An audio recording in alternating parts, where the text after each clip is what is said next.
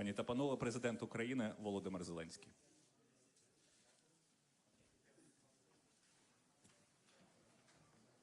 Доброго дня.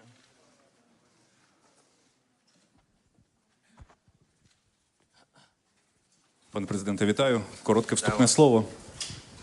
Вступне слово. Сьогодні було дуже багато різних вступних слів. Дуже дякую. Я думаю, найголовніше сьогодні подякувати вам, шановні представники медіа, журналісти. І ви знаєте, я думаю, що це дуже важливо, те, що ви зробили впродовж цього року.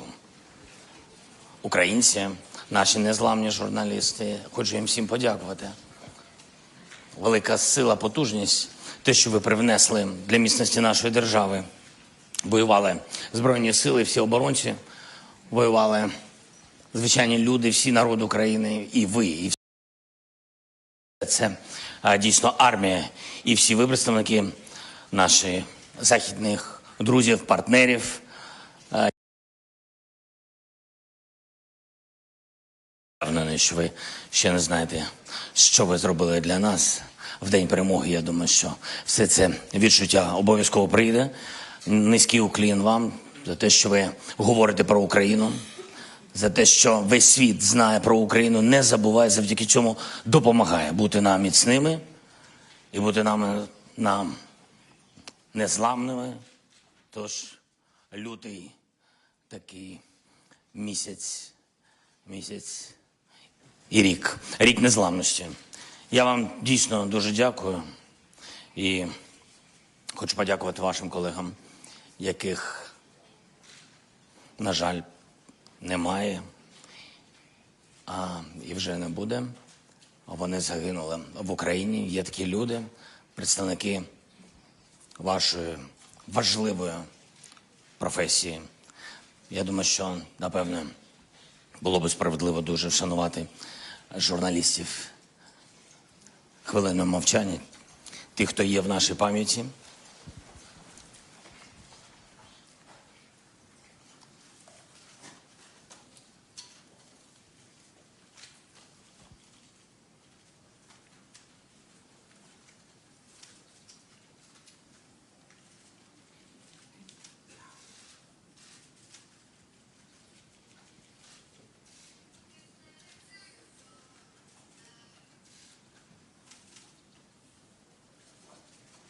Нам всім це важливо, і їм важливо. Дуже дякую. Я думаю, без зайвих слів ми можемо починати говорити, спілкуватись. Справді, давайте починати говорити, спілкуватися. Не забувайте піднімати свої таблички і все одно представлятися, коли вам нададуть слово. Крістіан, будь ласка, CNN. Okay. Mr. President, thank you for taking this question. Can we get him down? Mr. President, I'm interested in the timeline. Today, on the anniversary, you spoke to your own forces and you called for victory within this year. You have heard the Western friends, your partners, talk about as long as it takes. You know that the Russian leader believes that time is on his side. Why do you think that it's possible by the end of the year, and how do you assess the meaning of as long as it takes from your Ukrainian perspective? Дуже дякую за запитання. Ви знаєте, я дійсно дуже хочу і вважаю, якщо кожен з нас, партнер, ми всередині нашої держави, так і будемо залишатись міцним кулаком, і якщо наші партнери об'єднані заради нашої перемоги, бо це перемога цінностей, якщо вони витримують всі свої слова, терміни, і це не просто буде бла-бла-бла, я в це вірю. Я вважаю, що ми змогли бути партнерами потужними, і є докази цьому. Тож, якщо всі ми зробимо свою домашню, важливу домашню роботу, дуже широка спина у нашого охоронця. Так, тож, якщо всі ми виконаємо своє завдання, неминуче нас очікує перемога. Я впевнений, що перемога буде.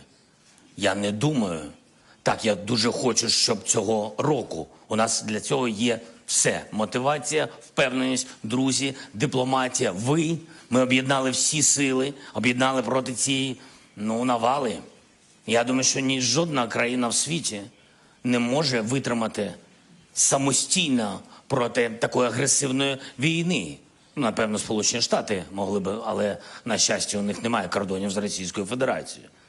Але тим не менш, це кілька держав в світі, і Україна протистоїть не сама. Не сама. Нам допомагають друзі за спільні цінності, щоб далі ця війна не пішла, щоб далі ця агресія не пішла. Ось і все. Ми точно розуміємо, чого хоче Путін, чого хоче Кремль, чого хоче військово-політичне керівництво Російської Федерації. Тож, дуже важливо, щоб кожен з нас сфокусувався і просто кожен на своєму місці працював. І все. І тоді буде перемога, бо на нашій стороні правда. І діти, яких ми любимо, і дуже жалко, коли ми їх втрачаємо на фронті. Нам так. А вони кидають всіх і не рахують смерті. Це їх вибір. Дякую, будь ласка. ICTV, Оксана.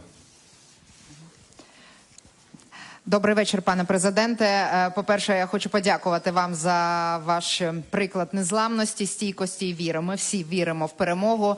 Але зараз багато міжнародних експертів говорять про те, що вже почалась війна на виснаження. І припускають, що в жодної зі сторін не вистачить ресурсів для того, щоб була очевидна перевага на полі бою. І доведеться сідати за стіл перемовин. Як ви уявляєте ці перемовини і що саме для вас остаточна перемога України? Ви знаєте, я просто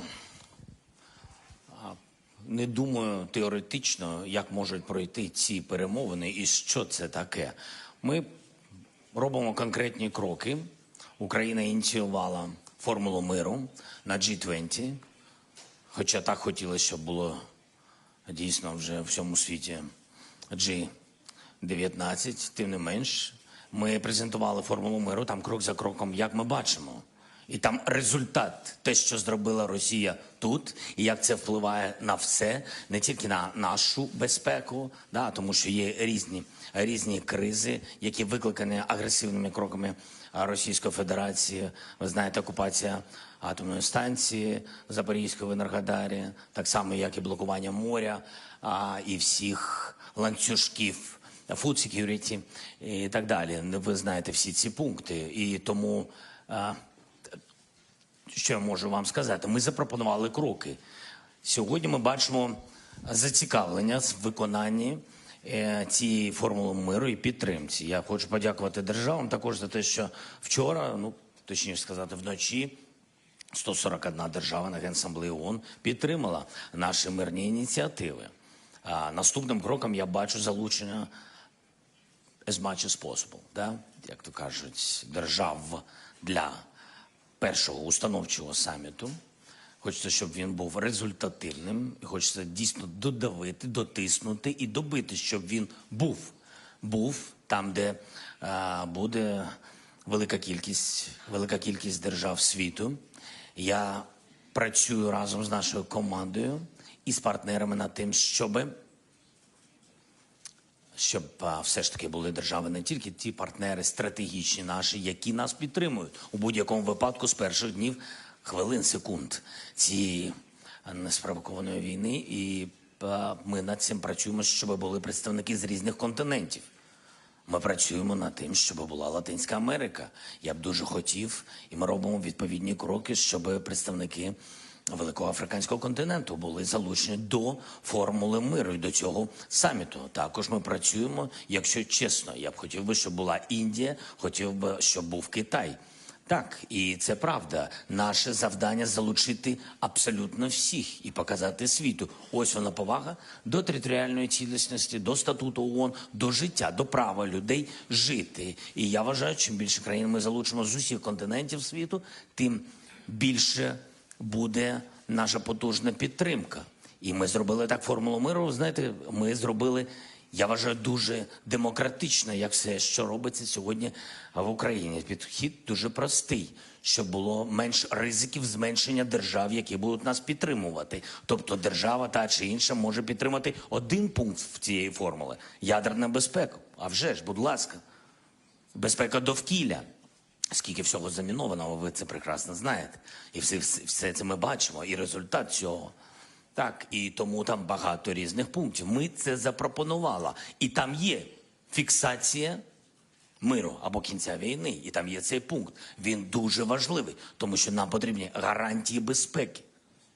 І це потрібний пакет безпеки для України, українців. І вже ми бачимо, що це війна, яка має такий великий вплив, тож гарантії безпеки для всієї Європи. Ось що я розумію. І тоді, коли є виконання, а значить і повага до міжнародного права, і просто до людей України. І якщо це буде виконуватись, все одно ми дійдемо до дипломатичної фіксації кінця цієї війни. Але до того моменту треба виконати всі пункти поваги. Дякую. Далі, будь ласка, от мексиканське телебачення, перший ряд. Wait for your mic, please. Wait for your mic. Can you Wait. take microphone, please? Sorry, Mr. President, you were mentioning the resolution in the United Nations, the more than 140 countries that voted, demanding that Russia forces leave Ukraine immediately and without conditions. What do you say to the countries, the minority, that didn't support that resolution, that voted with Russia against it, or that decided to ignore it?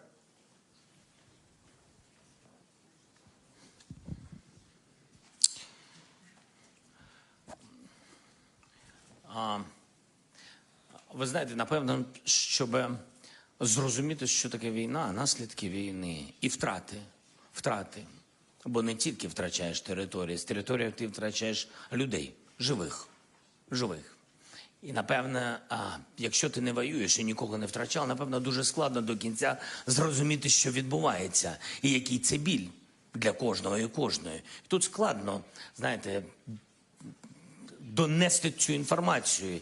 І завдяки цьому ми з вами працюємо щоденно для того, щоб не через війну розуміти наслідки війни. Розумієте? Бо це боляче. І це слабка позиція.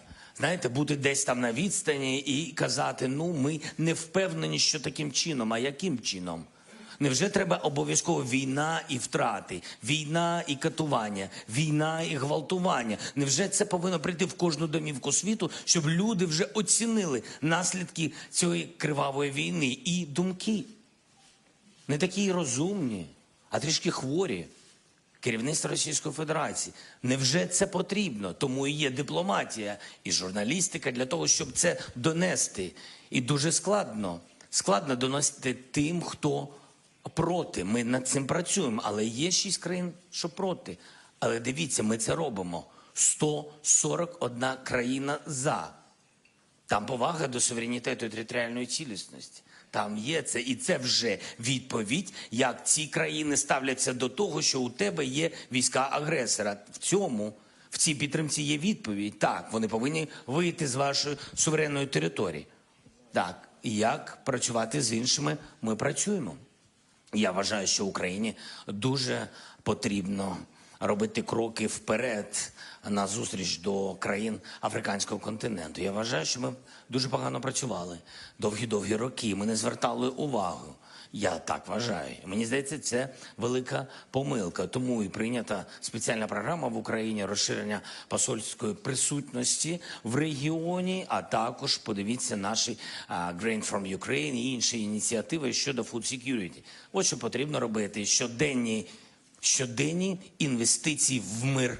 І я вважаю, що ми прогавили цей час, довгі роки з початку нашої незалежності, і тому зараз ми воюємо за незалежність. Все це не випадково. Тобто міцного кулаку партнерів України не було до цієї війни. І це правда. Я щасливий, що зараз він є. Але він не повністю, ви знаєте, когось не вистачає на цій руці об'єднаної підтримки. І я кажу вам про кого? Я кажу про африканський континент, Латинська Америка.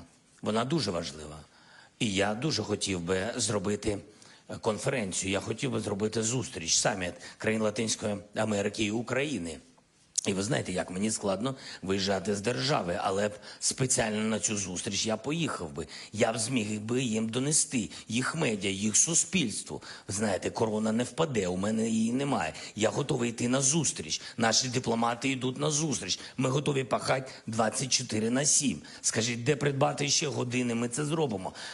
І ці кроки потрібні. І саме так потрібно було працювати 30 років.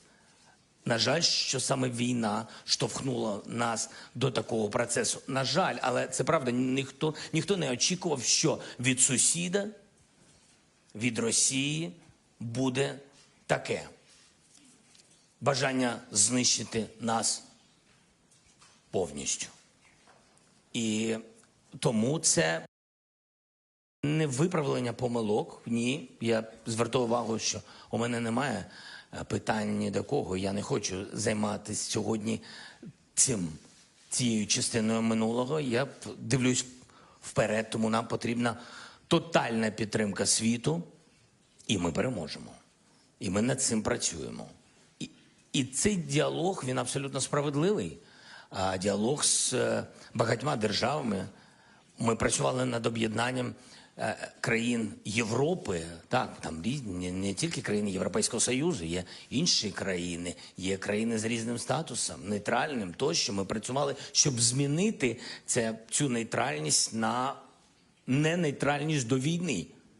Це також дуже важливі речі, і ми над цим працювали багато, щоденно, і ви над цим працювали, і Збройні сили, тому що перемоги на полі бою дають впевненість.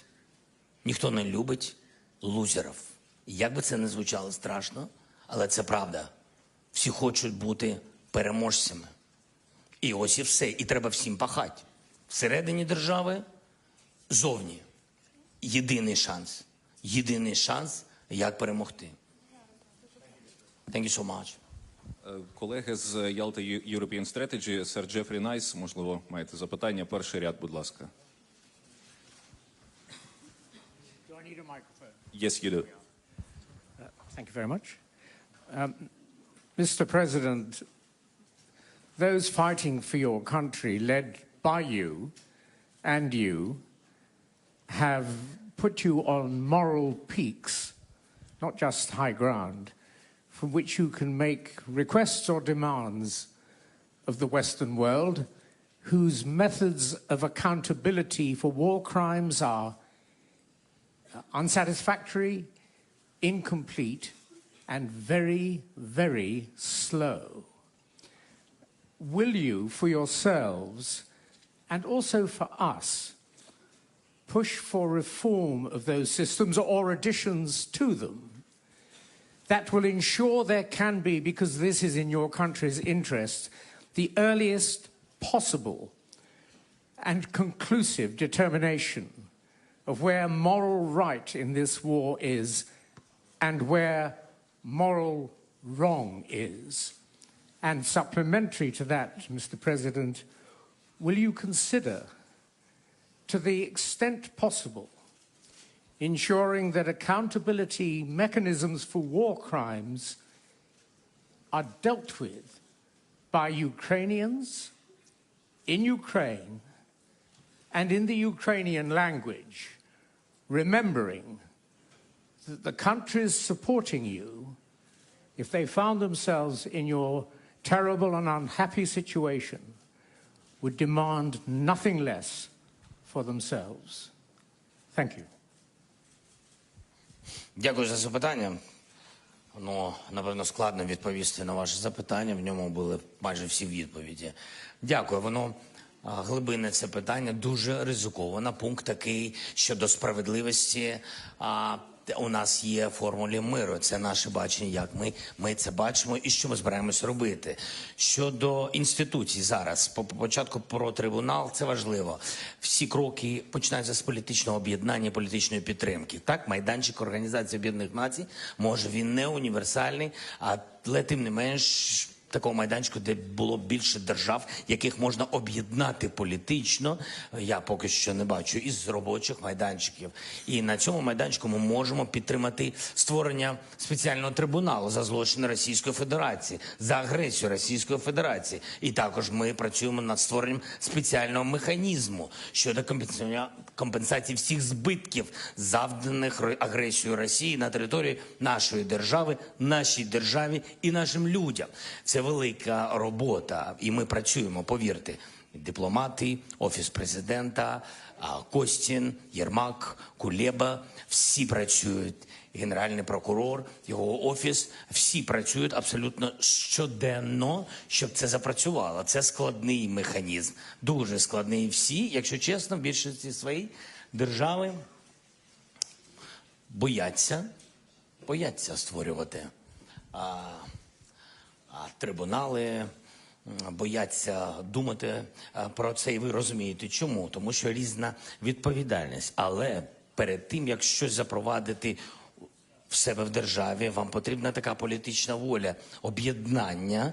І знов-таки ООН тут, United Nations, very useful. Тому що там, в принципі, будь-які держави, будь-які уряди, будь-які лідери отримують політичну підтримку цього процесу. Ми над цим працюємо. Впевнений, що резолюції будуть підтримані і проголосовані. Окремо над цим ми працюємо з деякими державами, яких ми бачимо в питанні трибуналу, тому що вони мають фаховість і досвід. Ми бачимо тут лідерство їх. Скажу вам чесно, це Голландія, ми працюємо з Марком Рютте, ми працюємо з Ріші Сунаком, з Великобританією і з іншими державами. Ми думаємо щодо механізму компенсації. Вже є перші кроки у Сполучених Штатах Америки. І наші балтійські друзі дуже потужні. Ну, чесно кажучи, Балтійська трійка та Польща, вони у всьому нас підтримують. Що б мене попросили? Ми дурниць не просимо, це правда. Але тим не менш, над цим ми працюємо. Чому так складно? Тому що, в другій частині відповідаю на першу частину вашого запитання. Тому що інституції створені давно. Інституції в більшості своїй не проходили такі випробування такою агресією. І немає такого досвіду, тому що вся ця, знаєте, бюрократична система, вона не дає відповідь. Так коли ж? Чи буде справедливість і коли вона можлива? І це дуже складно, бо люди, які втратили домівку або життя людей, держави, які втратили території або своє населення, економіку, все майже, так? Вони хочуть зараз, саме зараз, і щоб була справедливість. І це справедливо, що вони хочуть справедливості.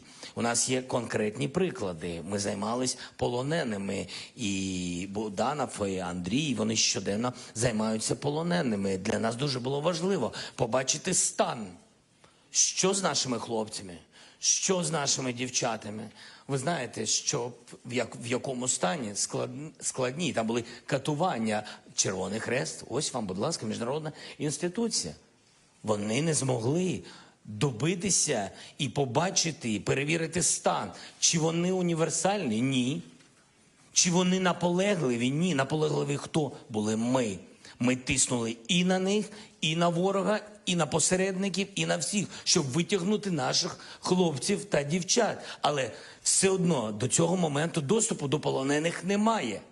Я говорю вам зараз, цей рік full-scale war, ми говоримо і повинні не забувати, війна починалася в 2014 році. А що з тими людьми? Що там? 125 кримських татарів. Ми знаємо політичних в'язнів. Що з ними? В якому вони стані? Де вони знаходяться? Коли ми повертали моряків, я пам'ятаю, на початку моєї каденції, ми повертали людей і деяких політичних в'язнів. Всі думали, що вони в Москві. Ні. З глибинок Росії тощо вони повертались. Це робота омбудсменів. Не тільки України, міжнародних інституцій. Все це дуже важливо. Так само, як ОССЕ, так, ОБСЄшники. Так само ми працювали з ними ще в час, скажімо так, спроб нормандського формату. Ми тоді працювали. ОБСЄ повинні верифікувати багато безпекових речей. Було дуже складно. Чому? Ну, немає повноважень. Знаєте, від якої відповіді від багатьох інституцій я втомився?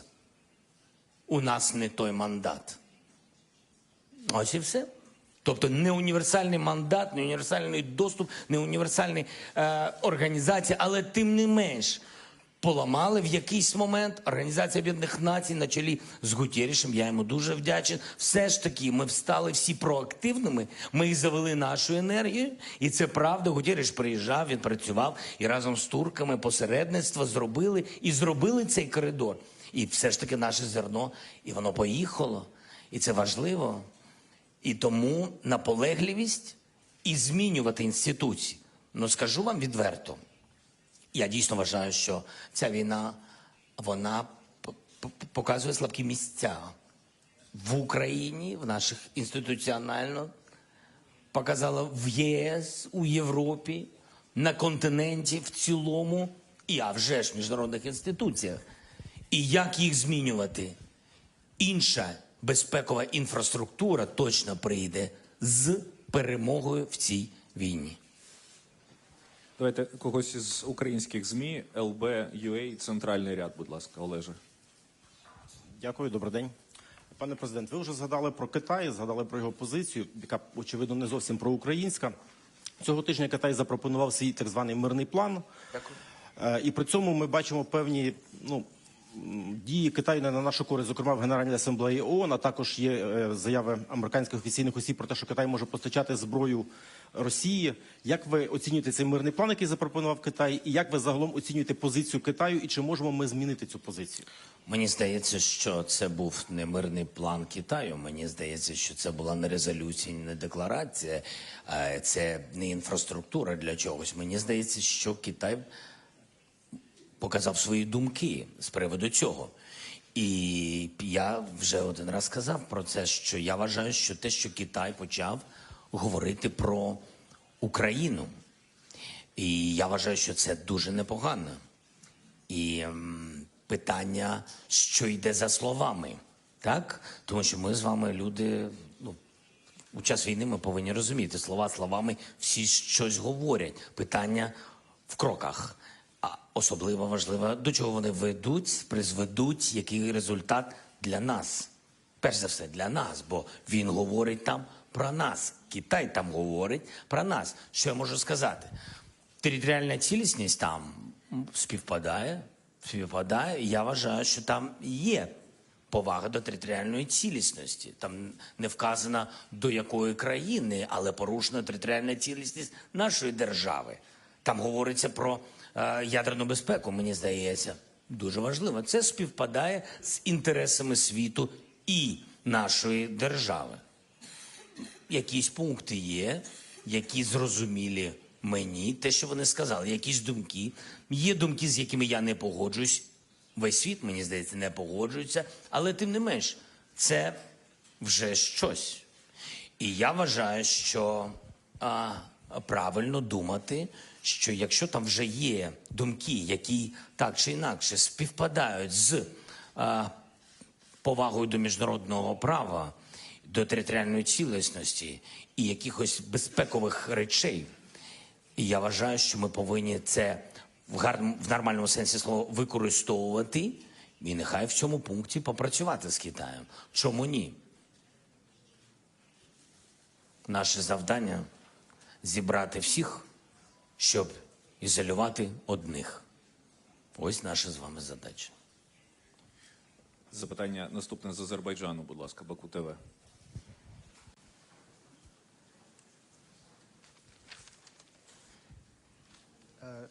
Вітаю, пан президент, азербайджанський журналіст. Як ви можете оцінити підтримку вашої держави пострадянськими країнами, зокрема Азербайджан, у минулому році? На які реформи чекаєте ви в першу чергу в Україні після перемоги у війні? Які конкретні кроки ви зробите в зовнішній та внутрішній політиці? Пан президент, мой син просив з вами зробити селфі. Можливо? Можливо. Почнемо з дитини. Я зрозумів, що головне, а потім питання. Ну так і є. Колеги, але це поганий приклад, так більше не робіть. Дякую. Як я можу оцінити дії або підтримку Азербайджану? А відповідь в вашому запитанні, я вважаю так. Якщо азербайджанський журналіст ставить питання українською, він свій вибір між Україною і Росією зробив. Дякую за підтримку. Дякую. Давайте Що стосується президента Алієва, ми в контакті, ми спілкуємось, вдячні за ту підтримку.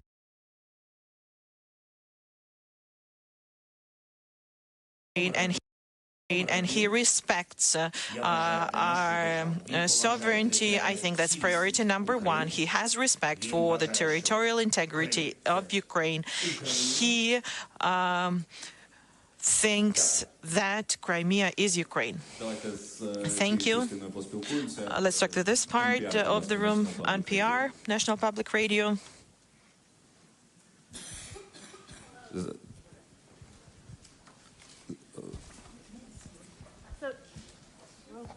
Oh, thank you. Can you hear me? Oh. Now yes. Okay, hi. Hi. So General Milley says that you can't achieve your goal of kicking all the Russians out of Ukraine. I wanted to see if you think he's right and what that tells you about continued U.S. support and why.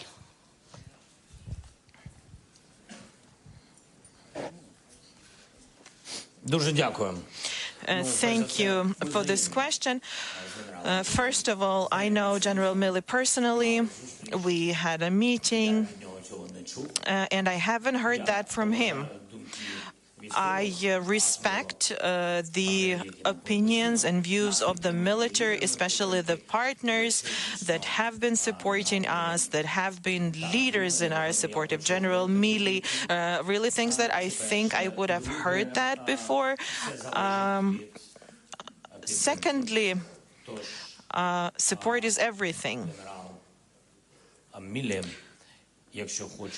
So if General Milley нашої держави, я думаю, а від нього це дуже залежить, він повинен пришвидшити постачання зброї. Мені здається, так повинно бути. Що стосується підтримки в цілому Сполучених Штатів, якщо ви не проти, я додам. Я вважаю, найголовніша відповідь приїзд президента Байдена. I think the most important was the visit of the President Biden. There's weapons, other things, and it's up to the President and Congress. But first of all, it's support of the public. And I saw that American people, they support us. During my visit to Washington, D.C., I saw people with Ukrainian flags in the street. So I know that the U.S. support is very, very important. And support is weapons, humanitarian assistance, etc., etc. That's one thing. And there's another thing, believing in our victory. And this is what President Biden's visit was about. And President Biden came to us. And General Milley hasn't been here yet. Sky News, Deborah, please. Thank you very much. Deborah Haynes from Sky News. Do you believe that Ukraine can achieve victory on the battlefield? Or do you believe that ultimately you're going to have to negotiate, maybe even compromise, maybe even talk to Vladimir Putin? And if I may ask a second question, please. Around 20 of NATO's member states have increased their defence spending or made pledges to increase their defence spending following the full-scale invasion of Ukraine last year. Would you like to see all 30 member states increase their defence spending, given the need to continue to support Ukraine? And that does include the UK, which has yet to do that. Thank you. Дякую за запитання. Thank you for your question. Якщо щось забуду, будь ласка, нагадайте мені. If I forget something, please make sure to remind me. Дивіться, мені здається, дуже важливий момент. Багато держав. This important thing. 20 countries is a lot, but there are so many countries around the world who started to increase their defense budget. So this is a complicated matter and requires a complicated answer. There was a previous question, how do you reform institutional security globally? And you are talking about increase in defense budgets. That's the answer. The war in Ukraine gave rise to the resetting. Everybody understood that the systems are not perfect, that we need something more powerful. And I'm not talking about ammunition. There's a lot spent on cybersecurity, information independence, etc., etc. UAVs, IT, cutting-edge technologies. Everybody's clear that there's no cookie-cutter approach. Probably other expenses are increased as well, but bottom line is that what we're seeing now is the security system being reformed, and I think this is the right step to take. And everybody saw what we could expect from the Russian Federation. And this brings us to the idea of compromise and negotiations. And we all saw that nobody ran to buy flowers. Instead, everybody went to buy weapons. Nobody wants to develop business with the Russian Federation. More and more sanctions appear. Sometimes sanctions hurt, but everybody's clear now that they're making you dependent on Russian gas, and if you are that dependent, then you're gonna get cold eventually, because at some point they might start thinking that they want to have their people in your country, they want a part of your territory, and then people realize that we need independence, not just on paper. We need real independence to defend our people, because this is what that one person has done with independent Ukraine, who was a neighbor and even, so to say, a friend yesterday. So this brings me back to the first part of your question. After everybody saw that they kill people, that they torture people, and they're not even trying to hide their attacks. They're talking about nuclear matters. They decided to take Iranian drones and kill civilians. And those civilians did not have guns in their hands. They had their children in their hands. And seeing this picture of the world, do you think we Ukrainians could sit at this to negotiate with all of this? I don't know how to call that. We call this phenomena Russism. I don't have a better word to put it. So that's the answer. We need to start from scratch. We need to go back to what was violated. Our right to live on our land needs to be respected. Leave our territory, withdraw, stop shelling us, stop killing civilians, stop destroying our infrastructure, energy sector, potable water, stop airstrikes on the cities, stop killing dogs, cats, animals, stop burning the forest. So you go ahead and stop doing all of that, and only after that we'll tell you what format will be used to diplomatically put an end to it. Okay, now the Ukrainian Pravda, please, from this part of the audience. Good afternoon, Roman Krovets, Ukrainska Pravda. I'd like to go back to the major topic of this press conference, that's the year of the war. It's time for some intermediate conclusions, and my question is sort of personal. It's composed of three components. First, can you recall your personal, the most horrible day and the horrible night of the full-scale war? And second, we're all humans, we can all make mistakes. Now, what's your biggest mistake over the period of the full-scale war?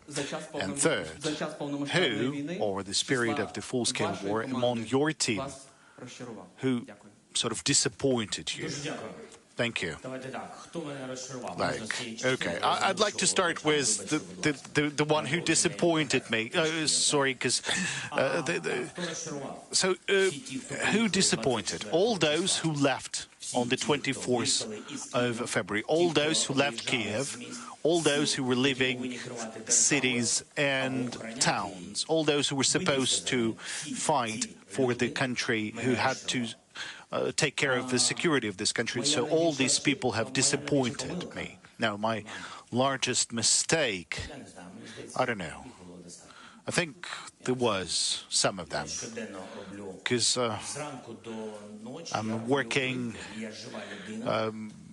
from early morning to late night. I'm a living person, and no matter how someone might think of that, so I make choices, so I am convinced that I'm making mistakes from time to time.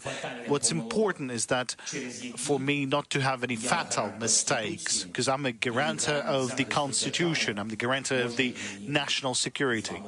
So what's important is that I won't make any fatal mistakes. Now, with God's help, I've haven't made any mistakes like that. Now, what was the horrible day, or the horrible night, the most horrible night? Over this year, I think Bucha. What I saw. The moment we've deoccupied Bucha, it was horrible.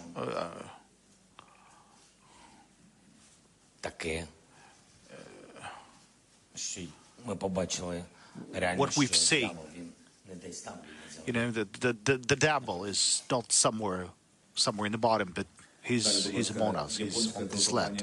Now the Japanese company. Now I'd like to ask the colleagues to to pay respect to their colleagues. So just to ask one question, so please. Thank you very much, Mr. President. My name is Ada Seim. I'm from NHK Japanese TV.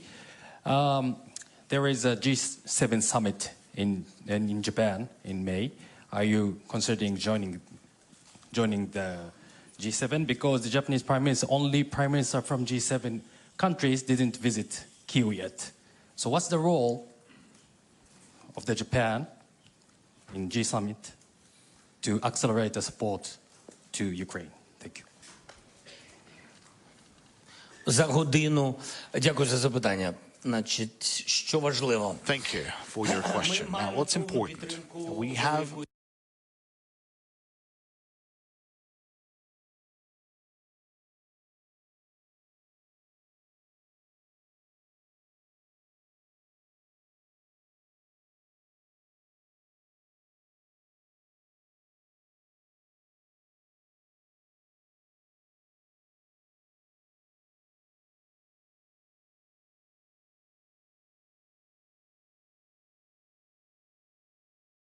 information will be sensitive. That now, talking about the support that is required to Ukraine and what the G7 is ready to provide to us, there's a significant package of support and some support is coming from Japan.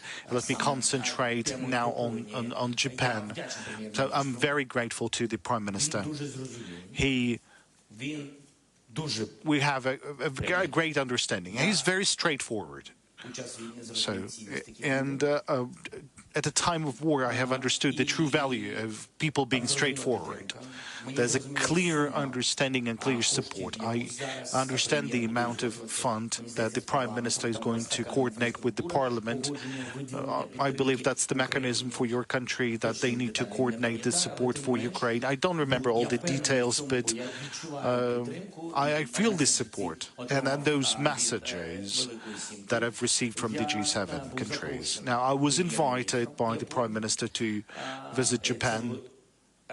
That was earlier. We've received those signals over the diplomatic channels. The Prime Minister of Japan has received multiple invitations to arrive to Ukraine. He accepted one of the invitations, so I don't know when he will come to Ukraine, but we are really looking forward to his visit, because Japan has provided very significant support to Ukraine. I want to assure you of that.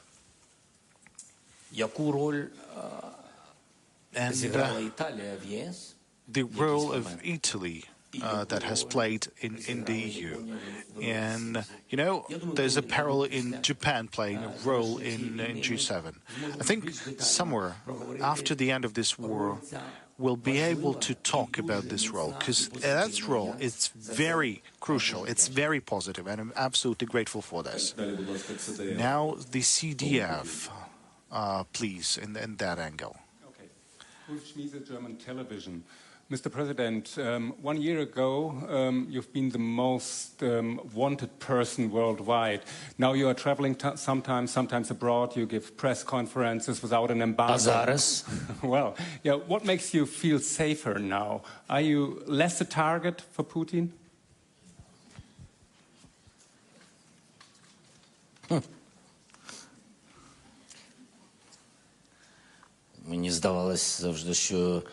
I always thought that Germans have more information about Putin's thoughts than I am. But anyways. Such questions, sorry. So anyway. So what am I doing? My task as the president, as the leader of our country, not to make even an assumption of support to Ukraine being weaker. I think that the unity of the world and maintaining this unity, this is my task. Whether I'm doing that right or wrong, I'm not alone in doing that, but still, there's moments, like in the beginning was a difficult moment, but we've demonstrated that we could have achievements, and I had rough dialogues with many, both official and unofficial, and it was a kind of a moment like that, and then the sun has risen in the ocean, and everyone has seen that we are strong. And it's not just a matter of we are stockpiling weapons, for example, somewhere. No. We need that to survive. We are not fighting. We are struggling for our life. And then there was a different stage. And then it was difficult. And it was fatigue. Well, the beginning of the fatigue. And it's absolutely fair for everyone. Every people has their own questions, challenges, prices, waves of inflation, many other things. The energy crisis, food crisis because of Russia's blocking seaports and doing many other things, causing many crises. And there are ordinary people. There's, you know, some of your thoughts, but then deep in your heart there's the support in Ukraine, to Ukraine. But so on the one hand there's the support to Ukraine, but on the other hand there's your own family. But it's important that everyone to know that this is not our war. We are fighting for all of you. And it's not this war that caused the crisis. It's the Russia that is intentionally causing causing this crisis in order to weaken your support and to blame Ukraine for this crisis. So my task is doing everything possible so that the world support would not be weaker. But I would like to underline that I wasn't alone in doing so. I was working together with the team, with the office of the President, with the Ministry of Foreign Affairs, with the Cabinet of Ministers, with everyone, with the Parliament, with everyone. Everyone who wanted to do that. And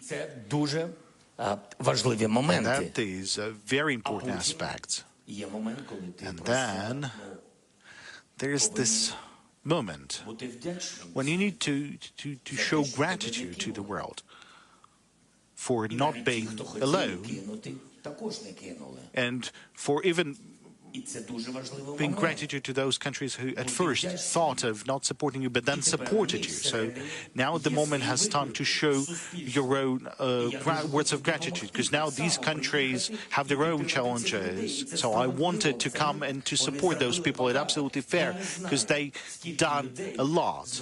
I don't know how many people were saved by many countries. I mean, Germany has done a lot of contributions, and in the EU, because they've contributed money to the weapons, to the tanks, whether someone might want it or no, or like it or no. That's a fact. So I wanted to do that.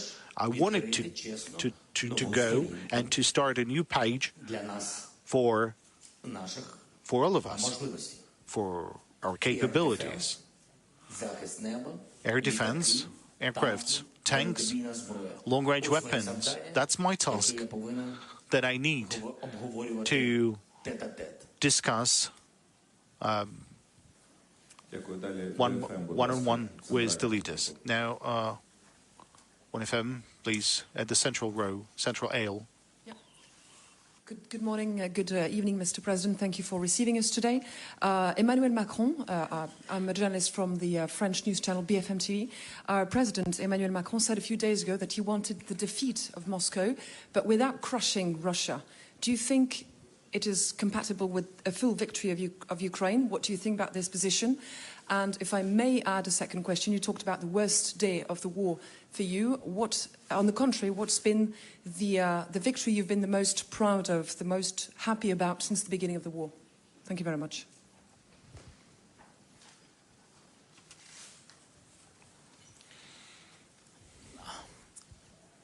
Emmanuel. Now, about Emmanuel.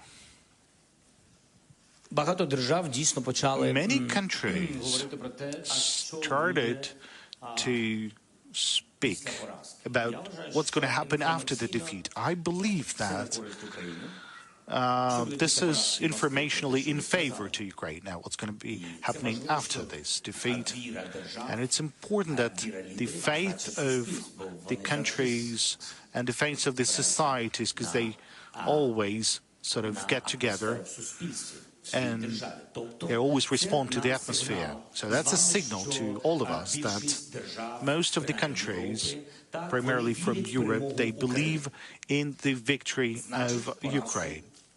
And therefore they believe in the defeat of the Moscow. Now the major question, what you said. Now, what's going to happen to the Russia? Do you mean this one? Do you mean that?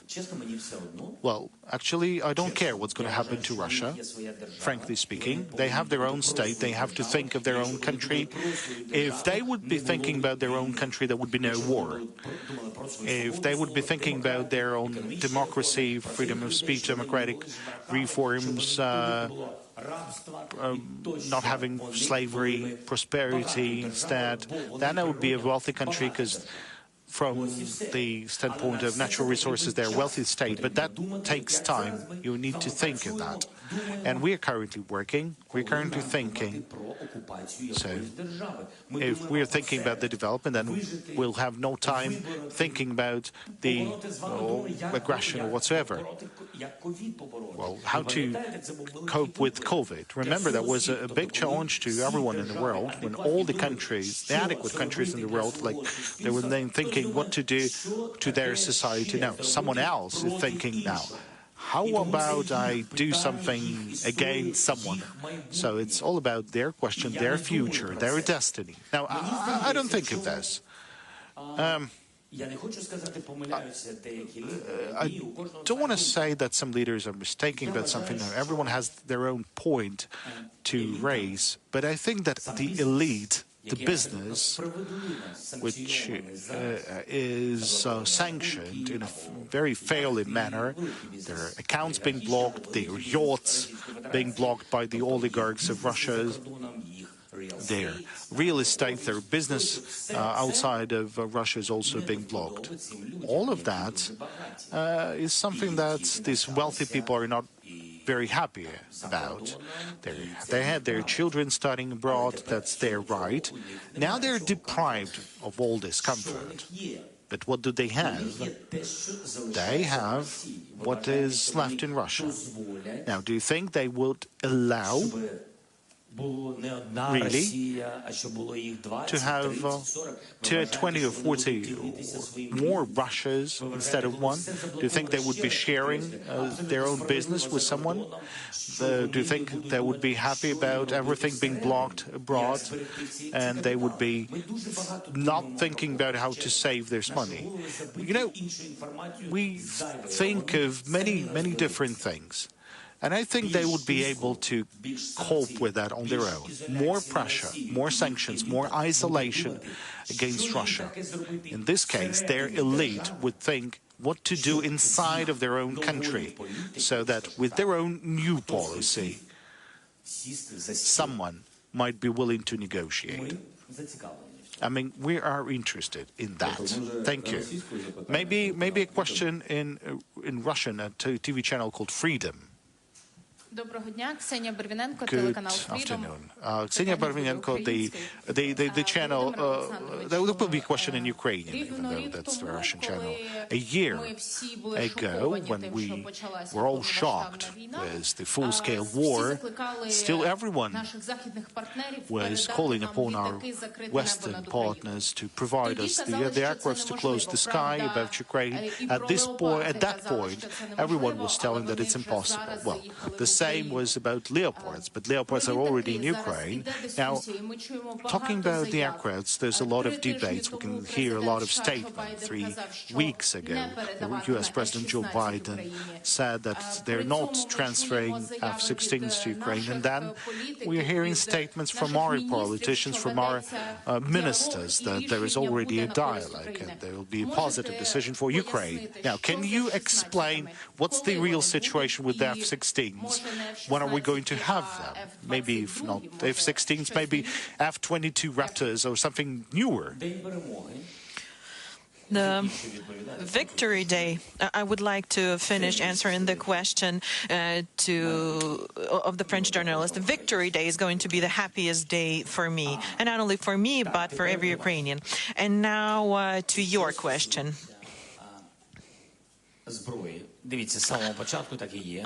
Regarding armaments,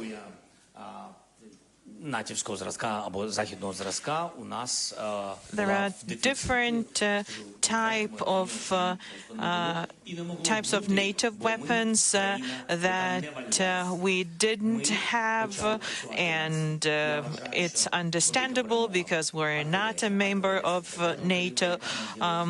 And I think it's a great accomplishment that we started receiving the 155 millimeter caliber of artillery, HIMARS. So that was a victorious page in this war. It was very timely and it's very accurate and precise. Armored vehicles, we need them to protect our people. And there are all sorts of armored vehicles, BMPs, BTRs, tanks, and initially nobody even wanted to hear about the tanks. You were right. But then we found a moment, we found a key, and we did something. Last autumn, we saw that we are capable to take back our land. The occupation of the Kharkiv region was crucial, as well as Kherson's deoccupation. Without that, we wouldn't have been successful in receiving new types of weapons. I believe nobody in Ukraine couldn't even fathom that we would have Patriots, but now we are receiving help. People believe in us. There's a tank coalition. This is a lengthy, hefty process. This is the only weakness, because time means more people that we lose. And it's horrible to be losing our defenders. So that is why expediting deliveries of weapons, expediting delivery of not only air defense, but counter UAVs technologies, sea drones, etc., and also aircraft. And our partners, they know that we want to use that to protect our sky, to protect our people and our infrastructure. And that is why we started working on it. I had a meeting with the Prime Minister of the United Kingdom, and actually this meeting is an answer to the question whether Ukraine stands the chance of receiving high-level aircraft. The training with the UK is starting. I had a meeting with Polish Prime Minister Mr. Morawiecki today. We are looking into training opportunities. We are negotiating. And there are 3 more European countries that we can receive training and aircraft from. It is also a matter of time because it requires training, but this is what we're looking forward to, comprehensive protection of our sky. Financial Times in the center. In the center, please. Gillian Ted, Financial Times. A very quick question. You talked about the Chinese peace proposal and welcomed some element of it, but it did not mention at all the withdrawal of Russian troops from Ukraine. Given the views of the parliamentarians, does that mean the Chinese peace proposal is dead in the water? Ви сказали, що буде коротке питання. You said it was going to be a short question.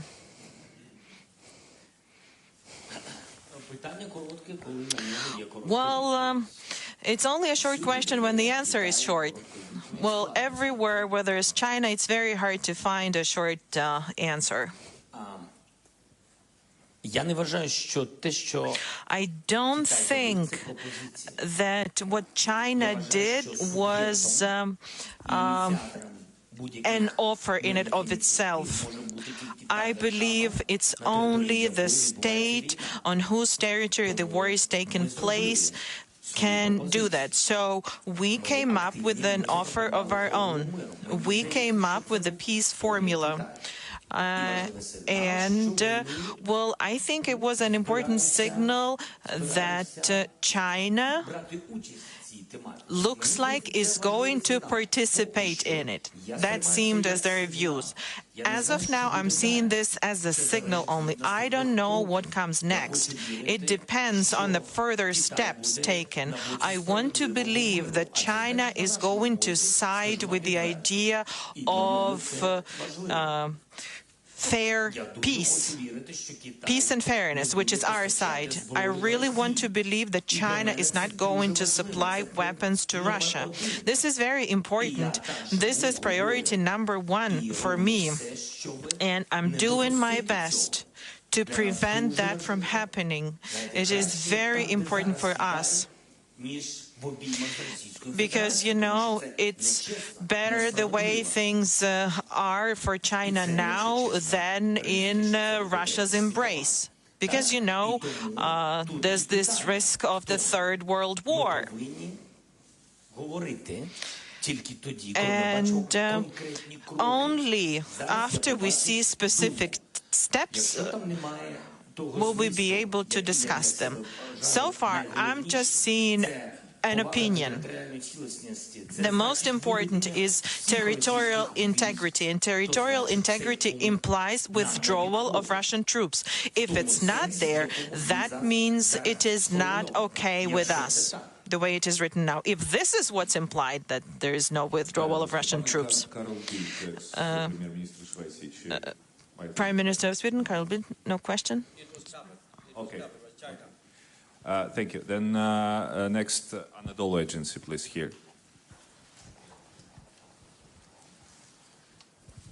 Дякую, пане президент. Thank you, Mr. President. Можна на русском? Can I ask a question in Russian? Если бы президент Турции Реджеп Тайип Эрдоган подготовил стол переговоров в Анкаре, Turkish President Erdogan prepared for negotiations in Istanbul, and if Russian President were to wait for you there, would you accept that? Are you from the Turkish television, Turkish news agency in Turkey? I just had a conversation with President Erdogan before our press conference. We had a nice conversation.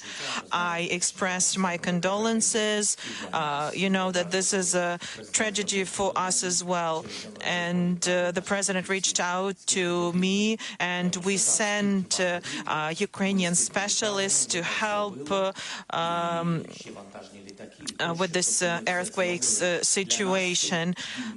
We sent cargo planes. This hurts us too. As a country in war, we perceive this pain as our own. I'm very grateful to President Erdogan for his assistance, with the grain trade matter, with Azov regiment. We managed to return some of the men that could have been executed. It wasn't all of them, but still, President Erdogan has done some things that are very, very useful to Ukraine.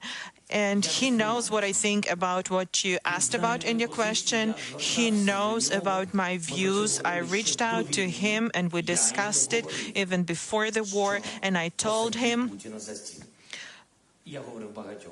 as well as I told that to many other people, I said to him, make sure Putin agrees to sit at the negotiation table. We cannot have a full-scale war happen. And he couldn't do it. But now he thinks he can. But we no longer are able to go for that. It's a different person. Putin, there's nobody to talk to. Ukrainian Novina News Agency. Good evening, Mr. President. If I may, I'd like to ask a question about internal matters, internal processes. As we remember, in 2021, the National Defense and Security Council imposed sanctions against 100 Ukrainians, the so-called blacklist, the U.S. blacklist. Those were the people that were sanctioned there. And there were a lot of well-known businessmen, high-ranking officials in that list. But also some people were missing in that list, and they should have been there. In particular, I'm talking about an official, Eduard Stavitsky, now known as Nathan Rosenberg. In 2021, the U.S. Treasury imposed sanctions against him, but unfortunately he's not under sanctions now. And you know what kind of person he is. You know that he's been anti-Ukrainian, he's prosecuted by our Ukrainian law enforcement. So the question is, how can you explain that during the 9th year of the war and 2nd year of the full-scale war, people from Yanukovych circles still have businesses in Ukraine? It is not sanctioned. And one more. Well, just a minute. Let's answer. Let's address this one. First of all, I'm not quite clear who you were talking about. Well, every time the U.S. gave us a list of persons to sanctions, we would mirror that and sanction them. And if the person you're talking about is culpable, then we will correct ourselves. But you have to be clear that we're talking about hundreds of people that were sanctioned. I cannot have information and know about each and every one of them. Well, you could just give me the materials. Bogdanov, who is Bogdanov? Reznikov-Budanov's case. We remember what happened and what didn't happen. You understand what I'm talking about, right? I just wanted to hear from you what happened exactly. Please ask a question. Was there talk of replacing the Minister of Defense, Reznikov? In particular, Mr. Budanov was a candidate, but he wasn't appointed due to some reasons. Well, the reason was that it's only the civilian that has to be a Minister of Defense, but he's military, and so that runs contrary to the law. Did you have a conversation with Reznikov and Budanov about this situation? Well, the decisions that I'm making as a Supreme Commander-in-Chief with regards to the security and defense of our country is something that I do not discuss publicly, some of the decisions. One of those decisions is security situations in some areas of the country and some institutions. I had some ideas. I'm not talking about the ministry specifically, but rather about the infrastructure that is supposed to be providing security. So I was thinking about making them stronger with different approaches. And this was with regards to the border regions of Ukraine and temporarily occupied close to the line of contact, bordering the occupied territories. And this is the context in which I was discussing this matter. Had I wanted to appoint our main intelligence official as a defense minister, we would have done it in line with the Ukrainian legislation, of course. AIK 24, Israel.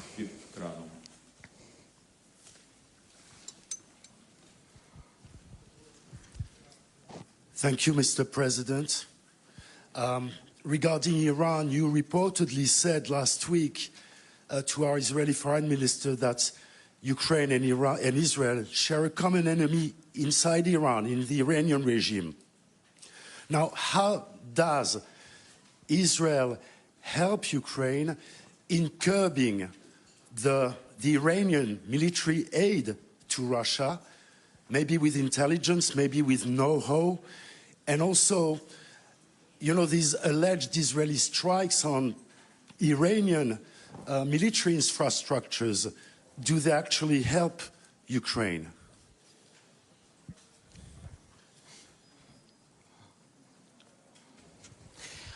Дякую за запитання.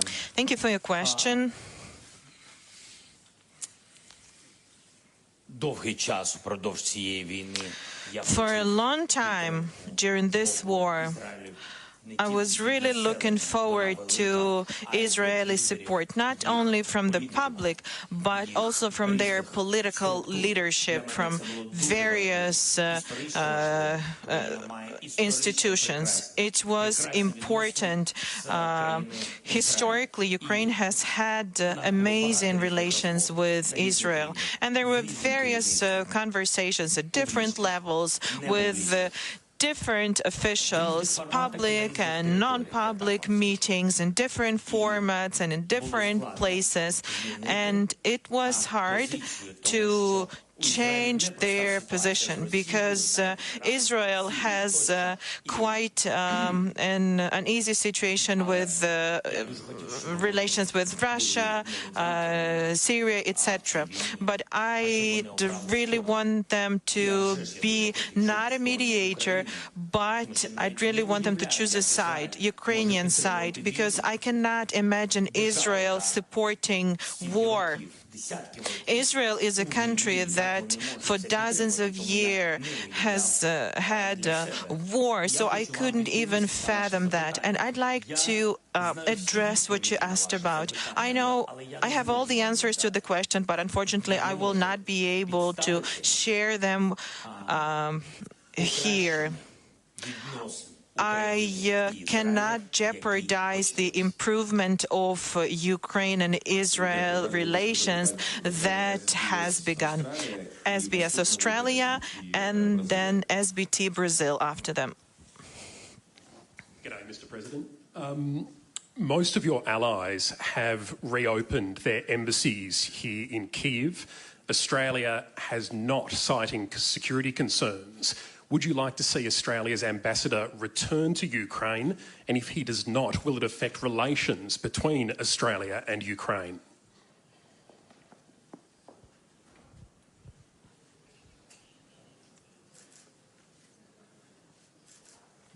Приємно мати справи з таким журналістом. It's so nice to hear a question that you can say yes to. Наступне, пане президент. I'll be very happy. Really, I have relations with Australia, and really, they really helped us a lot.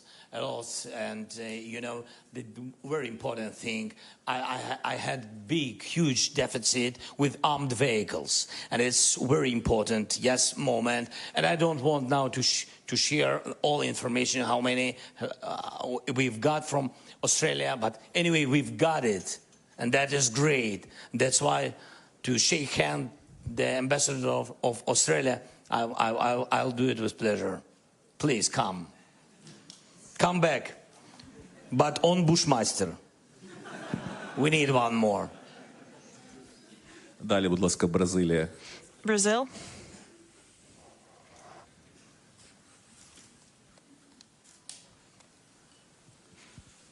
Mr. President, President Lula is trying to gather countries outside Europe and North America to facilitate, to bring both sides to the negotiation table. Have you talked to him about this proposal? And you know that Brazil is supporting Ukraine in the UN, but has a different approach on sanctions, delivery of weapons and ammunition. What do you expect from Brazil, from other American countries? And when are you going to talk to President Lula? Дякую. Дуже дякую. Thank you. I've sent him invitations to arrive to Ukraine. I'm really looking forward to have a meeting with him. I would really like him to assist me and support me with a platform for conversations with Latin America. I'm really interested in it. I really appreciate some of the steps of Brazil, really, of supporting us, our territorial integrity and sovereignty. That is for us so important, especially now. Yes, and what I'm just waiting for our meeting, because you know, eyes to eyes, face to face, I will be more understandable, and I think Ukraine will be more understandable. That's it. Thank you. Now, Vipro from Netherlands, please. Mr. President, thank you very much. First of all, do you think in your lifetime you will see President Putin inside an international court, for example in The Hague, the international capital of justice? And second, you just met the Prime Minister of the Netherlands, Mark Rutte, and you talked about the delivery of F-16s. Is it correct, that's what we heard, that Ukrainian pilots will be trained to fly on the F-16s, for example, by the Netherlands?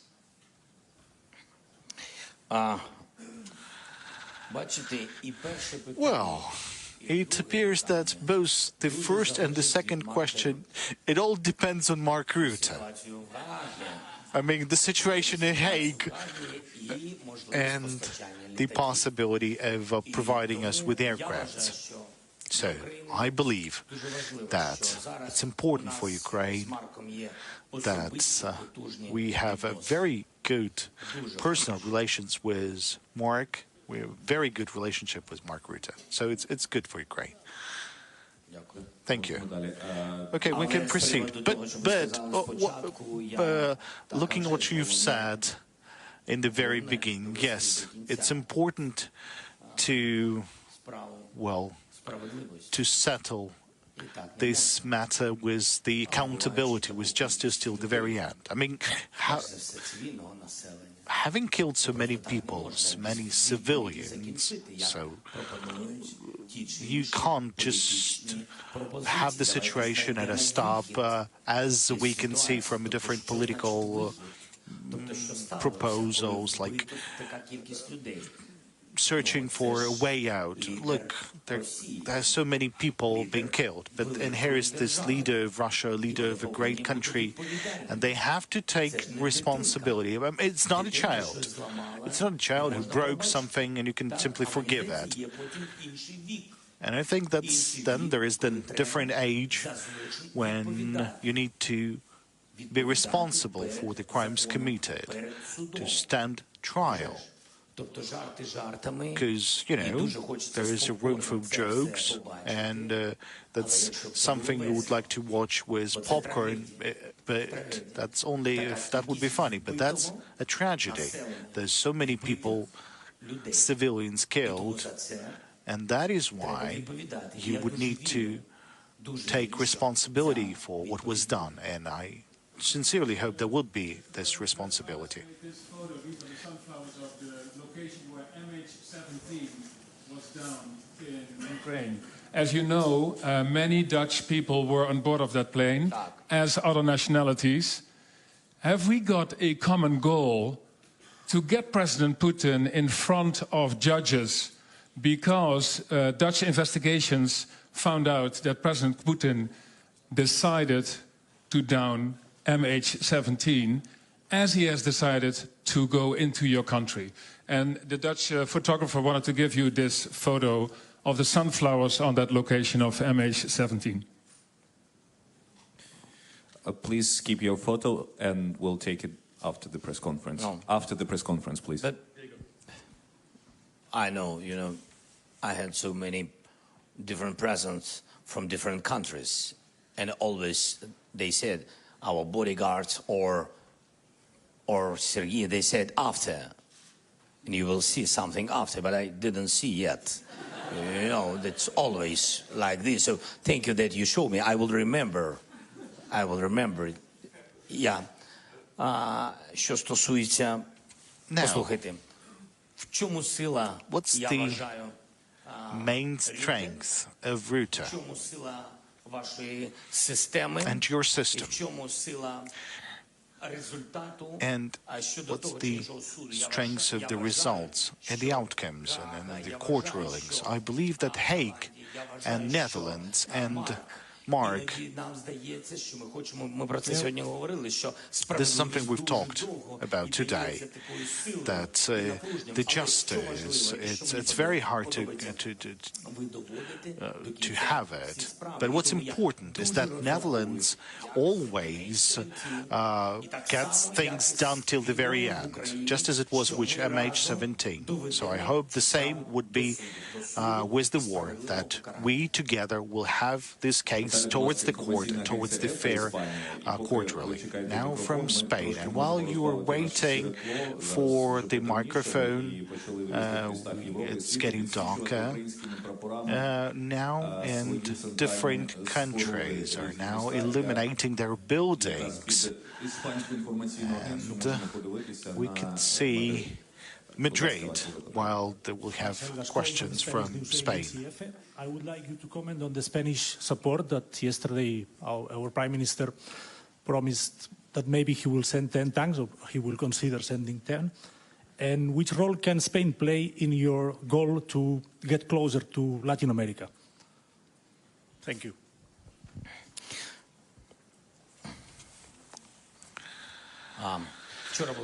Yesterday. Was it yesterday? Was that yesterday that we had a meeting with Pedro? Oh, it was yesterday, indeed.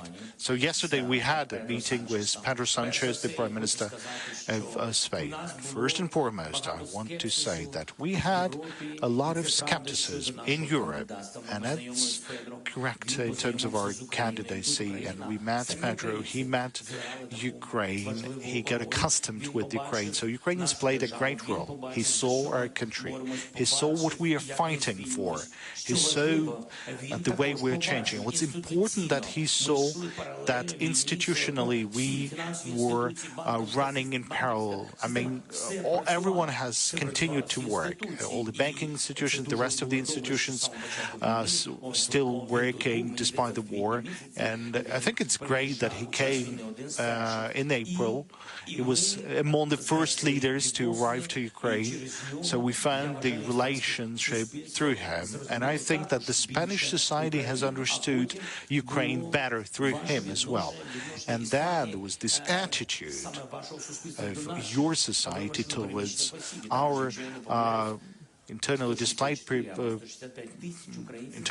persons, refugees. If I'm not mistaken, there's 165,000 Ukrainians currently hosted in Spain, and that's a lot of people. He understands what we are fighting for. He supports us in the EU, and I know that he's supporting us in the security matters within the NATO.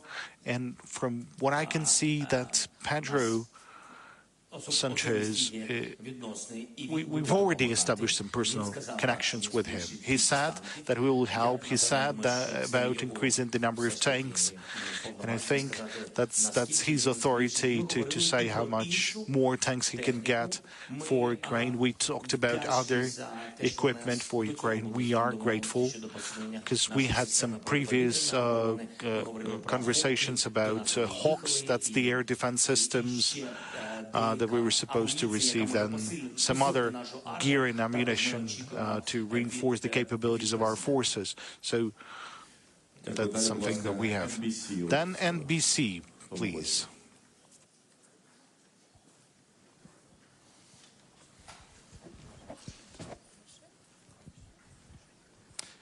Thank you, President Zelensky. Last week, the president of Poland had said that if this war is still going on 1 year from today, there is a real danger that an empowered Russia will invade another state. Given how effectively you have held back a Russian advance with NATO's help here in Ukraine, is it even conceivable that Russia could invade another state, particularly a NATO state? На жаль, так. Unfortunately, yes. Unfortunately, I believe it's possible. And that might happen. Why? I can give you an explanation.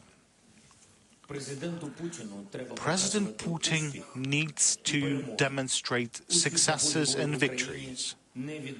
So there is not going to be a success on the battlefield in Ukraine, and he will not succeed with the massive revenge in Ukraine. So he would need to demonstrate success, and everyone understands that he can have success in weak areas, and better it would be countries that was under the influence of Moscow before the war or during the Soviet times. And it's better to have some sort of conflicts or maybe some sort of відбувається. І тут Молдова, ви знаєте приклад Молдови. You know the examples of Moldova. You know that our intelligence have intercepted the documents, and I openly, publicly told this.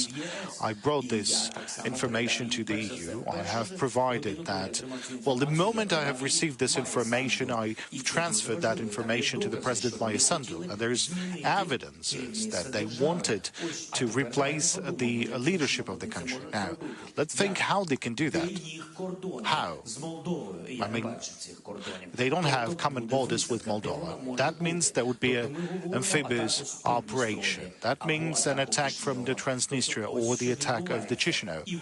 So that's something that is happening, and they might be doing that. They might be developing this direction, because I don't remember when was the meeting. It was on the 10th of February. There was the meeting in Brussels. Now then, that's the end of. Now we have this end of February. That's the 24th. So it took them 2 weeks to find a different informational attack. So now they're saying that the situation at the borders, or on the contact line between the Transnistria and Ukraine.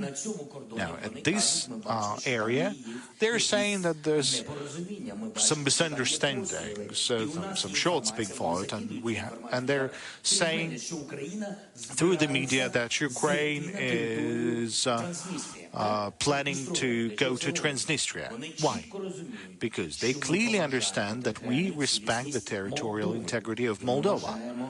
And we believe that the territory of Transnistria is, in fact, the territory of the independent country of Moldova. And they keep provoking us. From the very beginning of the war, we had some shots fired from Transnistria, and they wanted us to go there. And I told Moldova to think about this and to how to settle this issue, because that was a very difficult situation. That was in the beginning of the war. They tried to provoke from different sides. It was informational hybrid war and steps being made like that. So I think that Russia will try to have at least some sort of success. Look, a missile crossed the airspace of Romania. You know that, and then that missile hit the Ukrainian territory. So they will keep on doing steps like that. I mean, Russians, and it's better to prevent such capabilities through sanctions and through making any other steps. We have a question, maybe from this area. We have a question from Romanian National TV.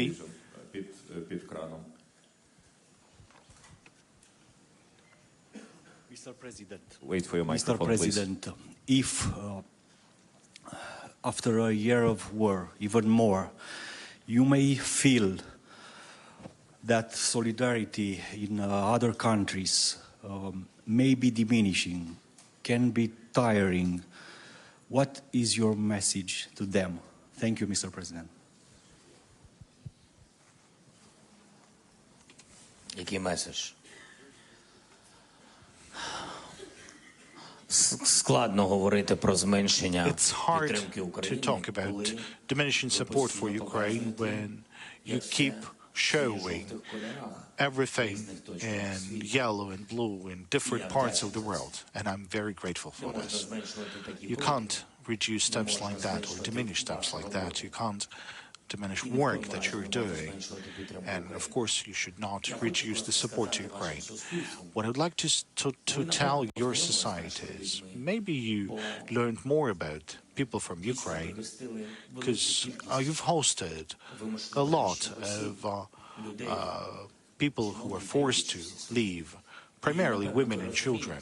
And I believe you understand that. The majority of them, they're willing to return, and by helping Ukraine, you're helping all of them. Now, if you will reduce that support, that's your support, that's the support of your integrity, of your sovereignty. Just now we told you that a missile crossed your airspace, but you're a NATO member nation. Now, God forbid this missile will hit your territory, what the NATO will do? They will have to select what to do. Should they preserve the unity in NATO and show the strength, or or no. Now, if they would need to show the strengths, they would need to search for the response options, different ones. I'm not deciding that. We're not a NATO member nation. But I want my voice to be heard not by the NATO member nations, but the societies of these countries. These people, the ordinary people. Ukraine has no right to fall just for the sake of preserving or defending the European continent from the horrible war. Because I believe that Russia may proceed with its actions. Now, look at the countries where they would like to have like an influence, just like it was during the Soviet times. Where did they have their KGB? Where did they have their armed forces being deployed? Now, let's analyze where they might be happening, and you will understand that this will be a chaos. We cannot let this happen. Now let's have a question from Suspilne, please. Thank you for this possibility. Mr. President, surely you know that thousands of Ukrainian children have been abducted and deported from the occupied territory, from the destroyed cities. And this is an unprecedented situation when so many children have been abducted. And they were forcibly kept in the boarding houses, boarding facilities. So I have a very simple question. How and when we will return those children? Are we making some steps now? What can we do with the help of the international organizations and our partners? Thank you.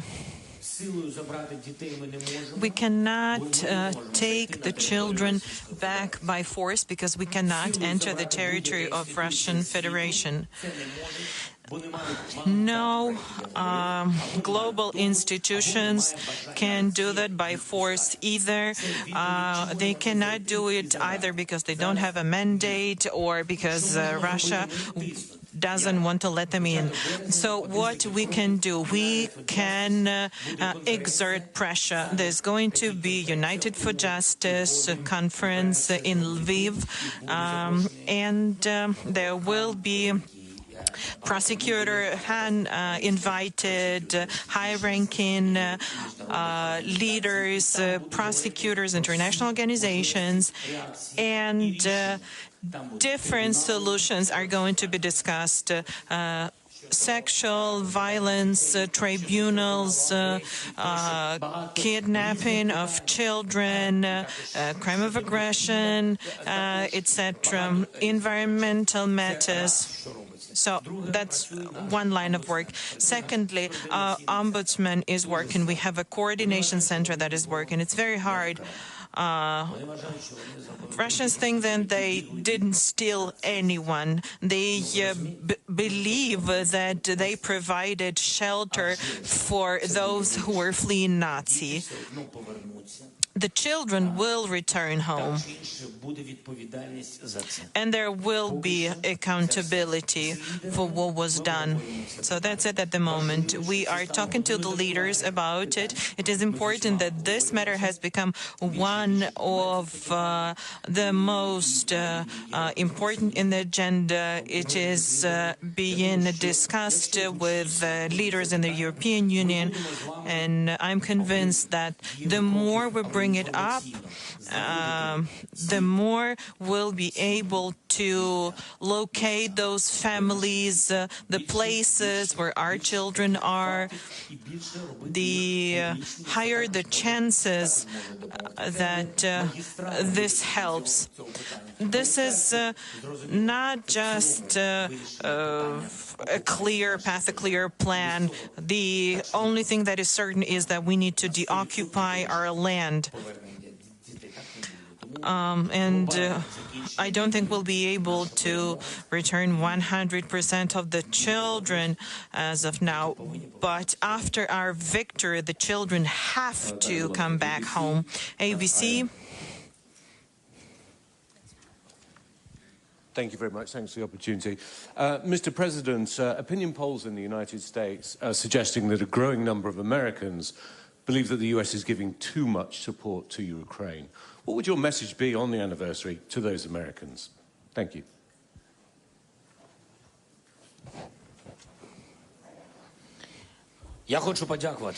I would like to thank the American people.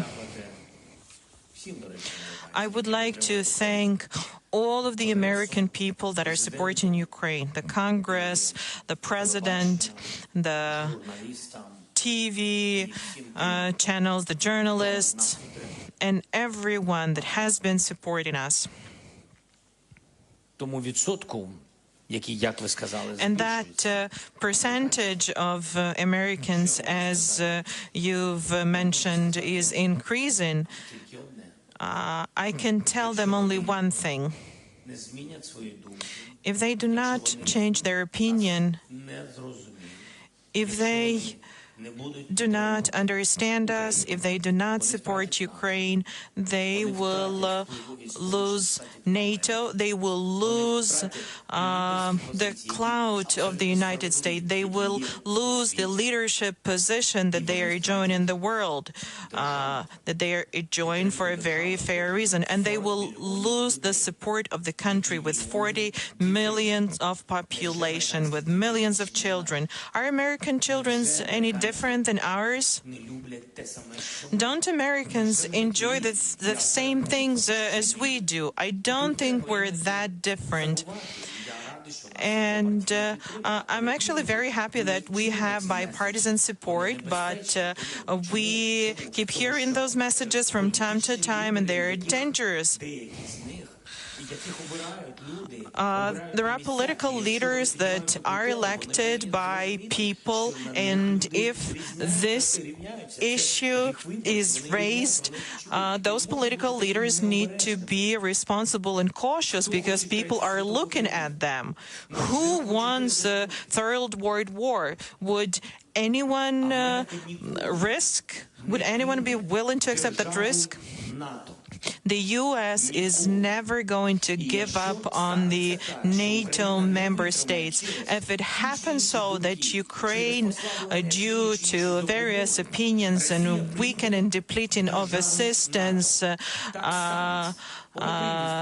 loses, Russia is going to enter Baltic states, NATO member states, and then the U.S. will have to send their sons and daughters exactly the same way as we are sending their sons and daughters to war, and they will have to fight because it's NATO that we're talking about, and they will be dying, God forbid, because it's a horrible thing. I wish peace and Ukrainian support to the United States. TV4, Sweden.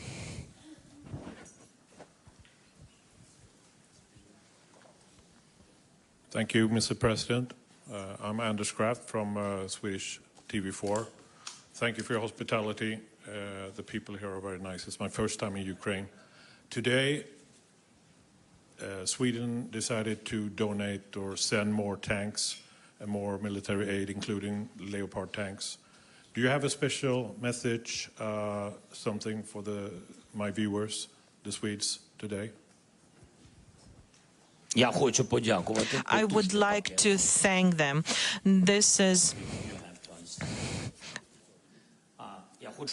I would like to thank them. Genuinely, I'm very grateful to Sweden. This is a very powerful aid package. We are enjoying amazing relations with Sweden, with the Swedish leadership at various levels. And we have some very high-quality meetings and negotiations, and there was a very good visit of the Prime Minister, and we are about to reach a very important decision. And it's hard work, so I wouldn't want to give details of it now because we all need to prepare for that properly. But there's one thing I would like to say. You're doing a great job. It's a great decision that you made to become NATO members. And as you know, Putin managed to unite a lot of countries, people in those countries. And I'm very happy for you. I'm very happy for Finland because it all means NATO becoming stronger. And NATO becoming stronger is not about stronger armies. It's about better security. So that is why we want to be a member of the alliance. We want to be protected. We want to be helping others. It's about collective security. So I'm very happy. There are some things to work on, and I'll be honest with you. You have to know that Ukraine is also helping Sweden. Thank you. South Korea, JTBC, if I'm pronouncing correctly.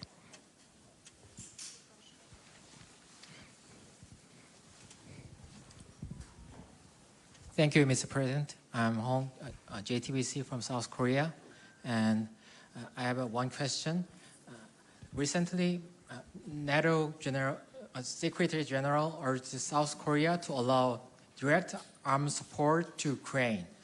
Has the Ukraine government asked South Korea for direct armed support, and can you tell me why?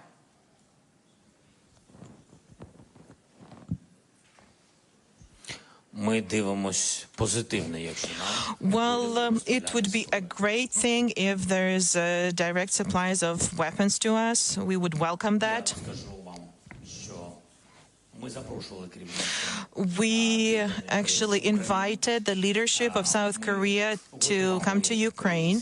We were working on a visit of our Prime Minister to South Korea. This was at the time when it was very hard for me to leave the country.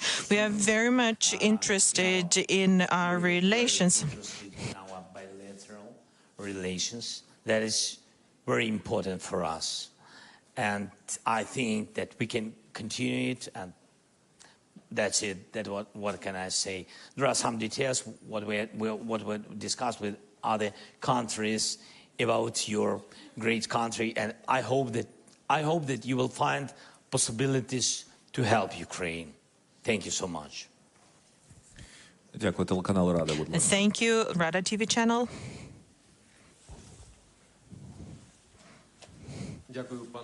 Thank you, Mr. President.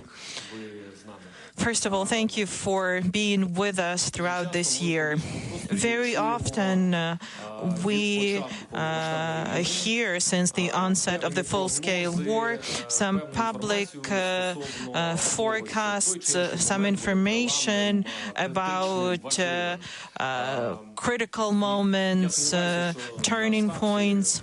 I don't think that these are the terms and concepts that are used at the Supreme Commander's HQ. But I have to ask a question. What are the odds of physically returning Crimea back to Ukraine? And what would be the reintegration solutions for Crimea that hasn't been with us since 2014. Everyone in Ukraine really wants the next step to be the final one, the victorious one. And very often someone gets emotional when talking to the media, even governmental officials of different levels. They sometimes say that in some time this and that is going to happen. Why? Because everybody wants it to happen. Everybody wants to bring back all of our territories. Well, We're all human beings. Sometimes these are mistakes, but we want the victory so bad because we deserve it. We really want the war to be over. We really want peace. We really want to return everything, to return our people, to bring our people back. This is what we want. We want our military, our defenders to come back alive. We want life to return to Ukraine. It is not enough. Emotions do not suffice. Emotional statements are not enough. So regarding steps to be taken, there's only one thing that I can say. It all depends on us, and I'm grateful to you for being here throughout this year. And it all depends on us. There are military steps to be taken, and we are getting ready.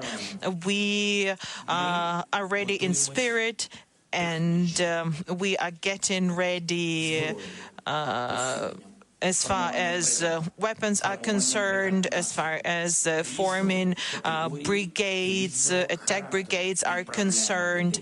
We are sending different people to train, not only in Ukraine, we're sending people to train in other countries because there are different weapons and we need to be ready. And there will be fair deoccupation steps and measures, and we can only hope that they succeed. BC, please. First row.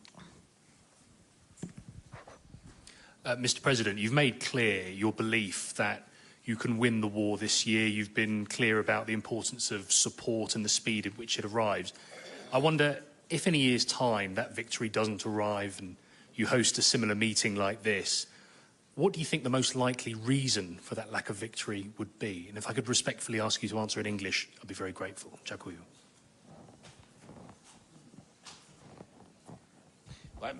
Yeah, no, I can. But what the question was? What about if we can't? I mean that if we can't win. If victory hasn't arrived for you by this time next year, what do you think the most likely reason for that would be?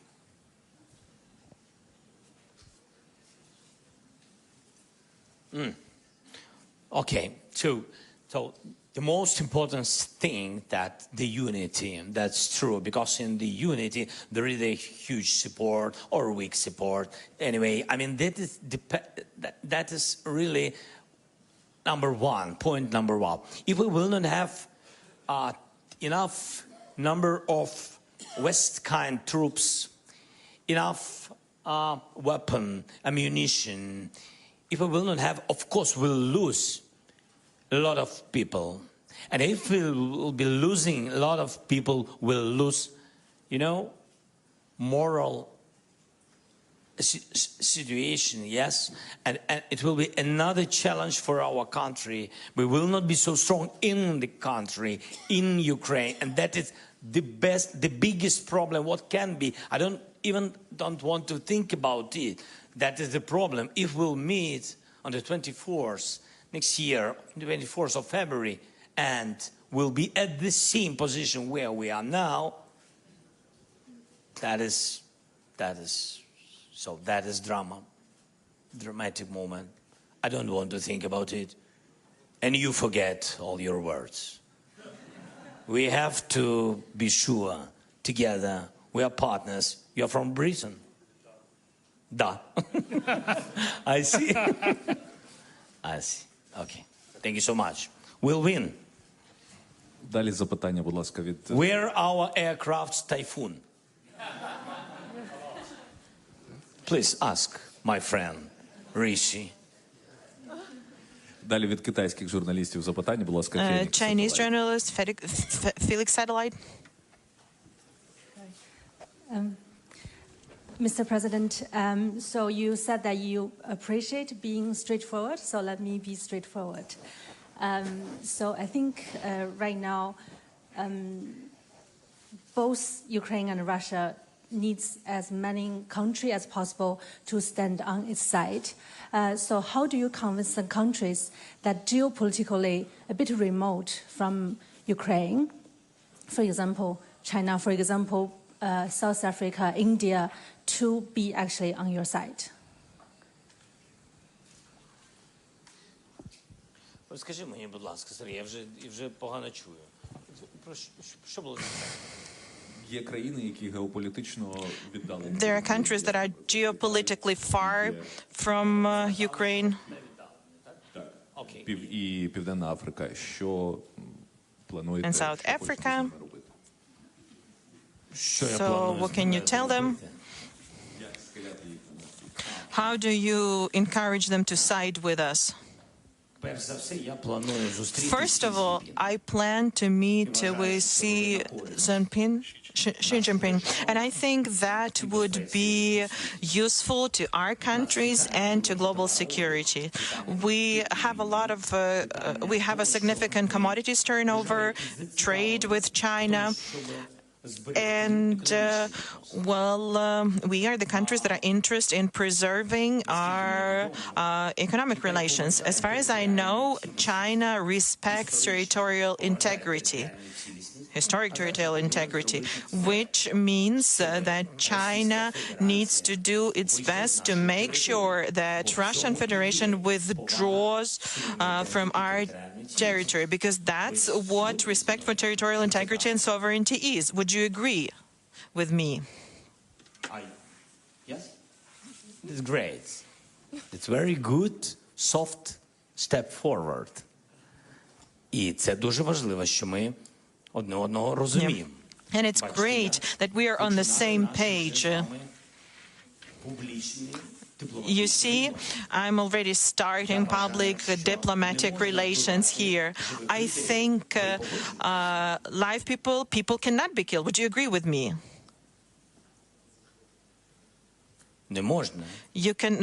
Living people cannot be killed.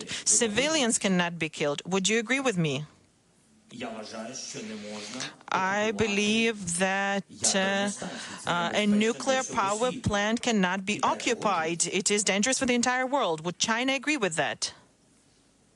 Can you see that China agree? І я вважаю, що And I believe that we need to respect international law and UN treaty. This suggests that China supports Ukraine's peace formula. Would you agree with that?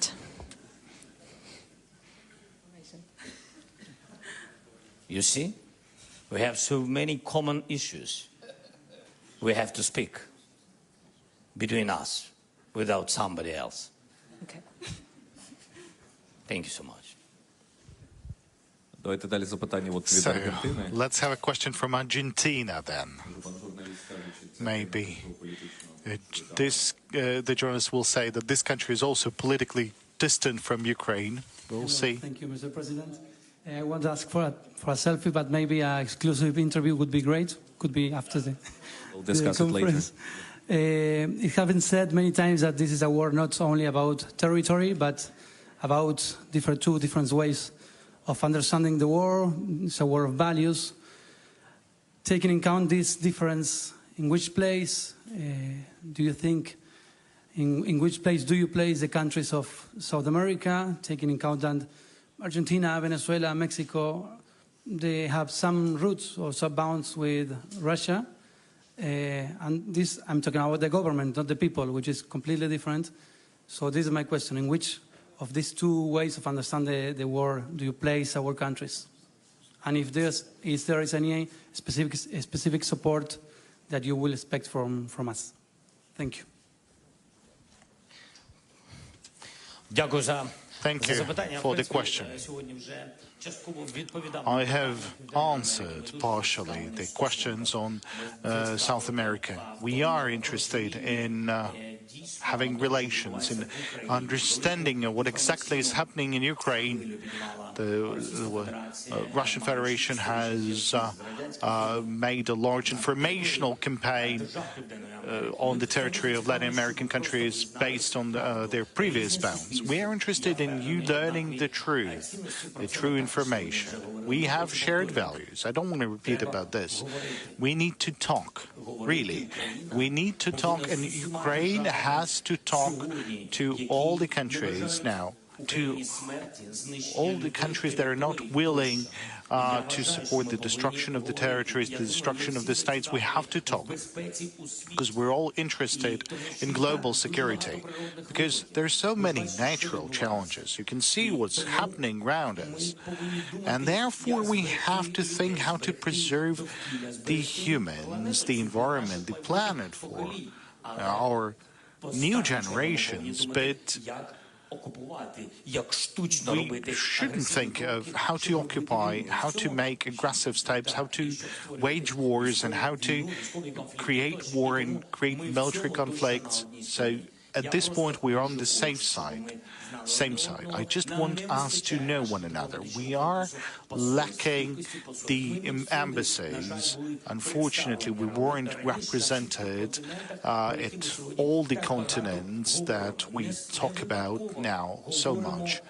And we talk a lot, and this is not a coincidence. And answering your question, what role, what priority role is played? We believe you as equals. We treat you as equals. We treat you as countries that have a priority in terms of the relationship and building relationship. We can think not only about the security, we can also talk about things that are so much important to your business, to your people, anything that you might be economically interested in. Now the question from Reuters. I think it's in the other corner. Please. Max Gunder from Reuters. Currently, the United States still have not provided Ukraine with long-range weapons like ATACMS that Ukraine have requested. Now, does that make the deoccupation more complicated this year? Thank you for this question. I had a very frank conversation with the United States and with the EU countries, and that's one of the reasons for me to go to the EU and to UK and to the United States. Now, they know. You know, it's hard to kind of realize, based on the informational space, what was in Kherson, what was the deoccupation steps, why or where did they redeploy this 40,000 men, why the East has become reinforced. They don't know all these details, that the enemy was running. We were pressing them hard. We were making them retreat from one bank to another bank, and now they're deploying the weaponry on the other bank and hitting our civilians. And we have to keep on saying and explaining that long-range weapons is about the protection of our civilians, because many partners, they have their own kind of thoughts in terms of supplying ATACMS and such powerful weapons. And by the way, we've agreed with UK a different kind, but still it's a long-range weaponry, and we had to work a lot because there's different kind of realization in terms of Ukraine needs long-range weapons to fight or to hit targets on the territory of Russia. And there's, thanks to Telegram channels, there's different sources of information that are institutionally represented in many countries around the world. I don't know why this is happening. In some cases, that's an informational policy of Russia, like a wave of disinformation or misinformation. Now, in some cases, that's internal fears that Ukraine could not be provided with F-16 ATACMS or others, because Ukraine would be hitting targets at on the territory of Russian Federation. But I want to tell you publicly now, we are working hard so that people have understood that Russia has deployed their weaponry specifically at these certain range on the occupied territory in order to kill civilian population. Now we need to hit those targets and defend our territory and defend our people, to hit the weapons of Russians that are currently located on the territory of Ukraine. We are protecting our own population. We have Kherson. I've explained a lot. I've talked about the banks, I talked about the details, the streets, the amount of population. That's a wonderful city with a population of over 500,000 before the invasion. And then when we deoccupied and the people were happy, there were only 85,000 people. Only 85,000. Someone was forcibly deported, others were killed. We found graves, someone left the country, and when we've deoccupied in a week, a couple of thousand people have returned, like what Russia has done. They've deployed weapons on our territory and started firing from the other bank of the river Dnieper, knowing that our weapons would not be able to hit them. And they were killing civilians. And now there's people being killed. And so the people were leaving the city. And where are they hitting? They're hitting bus stations, electricity, potable water supplies, gas supply pipelines. That's what's happening. I mean, you try to go to the hospital, they're hitting hospitals and schools. So that's what happened. And it's hard to find information like that. So even if you be reading things like that, you know how many spams are there in addition to the correct information. That's why any person, different leaders, they're reading, they get reports from intelligence, but still, I mean, you can trust that or not. You need an emotion as well. People would need to understand this, and they would need to receive true information from Ukraine. So that's why we need to talk to Africa, to Latin America on different matters, and really we need to talk to US, to EU, so that we would be provided with long-range weaponry. This is a challenge. Another bigger challenge is the aircrafts, but we need to exert pressure. We need to keep on talking. Thank you. Now the fifth channel.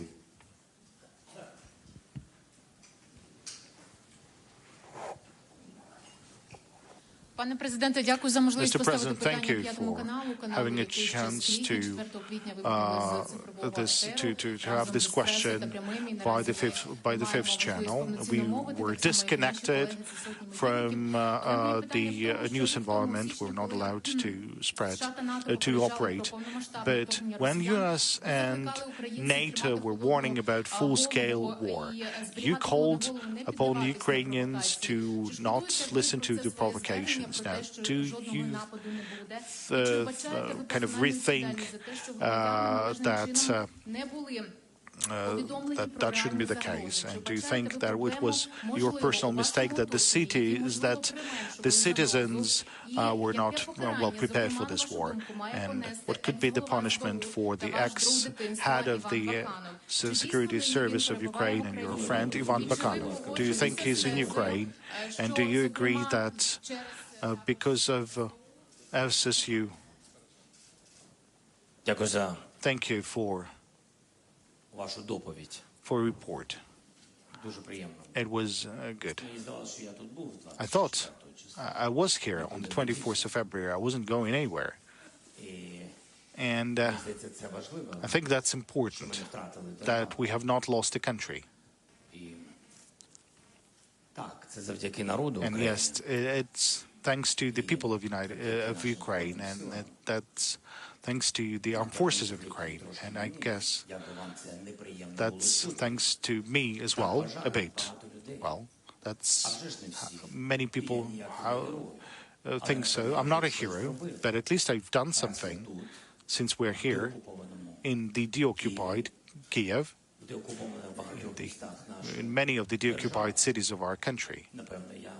Maybe I did something. We have NATO weaponry, and we are fighting, and we're not signing any treacherous agreements like Minsk agreements or whatsoever. Well, that might be not something that is comfortable for you to hear, but I'm grateful for your presence. It's great. And I know that you will be here still. You will still work. That's wonderful. But what's the essence? That we will win. Well, no matter what president, what sort of president do you have? I mean, with the former president, you did not win.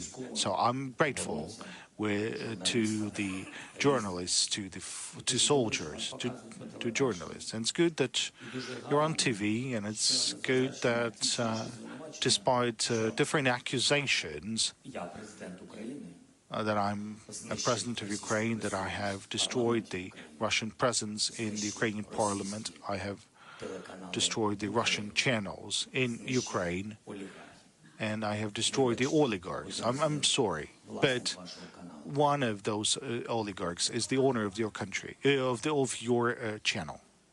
Apologize, of your channel. Let's have the next question from the Latvian channel, please. Thank you. Mr. President, we in the Baltic states and in Latvia, of course, totally understand that Ukraine is fighting also for us, and we are really thankful and appreciate that. But you also mentioned that Russia might be interested in to attack NATO member states. So after all this very extremely difficult year and bearing in mind all your experience, what would you advise to the Baltic states how to live in this time? Despite that we are NATO member states, EU country, but still we are bordering Russia and we have been threatened all of the time. Thank you. From the first day, thank you very much. I really appreciate for all that support the Baltic countries gave to Ukraine, and you know that from the first days of occupation and even before it, we had such important conversations and decisions from all the Baltic countries. Especially, I had meetings with Gitanas Nausėda, the president of Litva, and Lithuanian president, and with Latvia we have, and Estonia. All the countries are on our side from the very, very beginning. And when I'm speaking about the very beginning, we are speaking about 2014.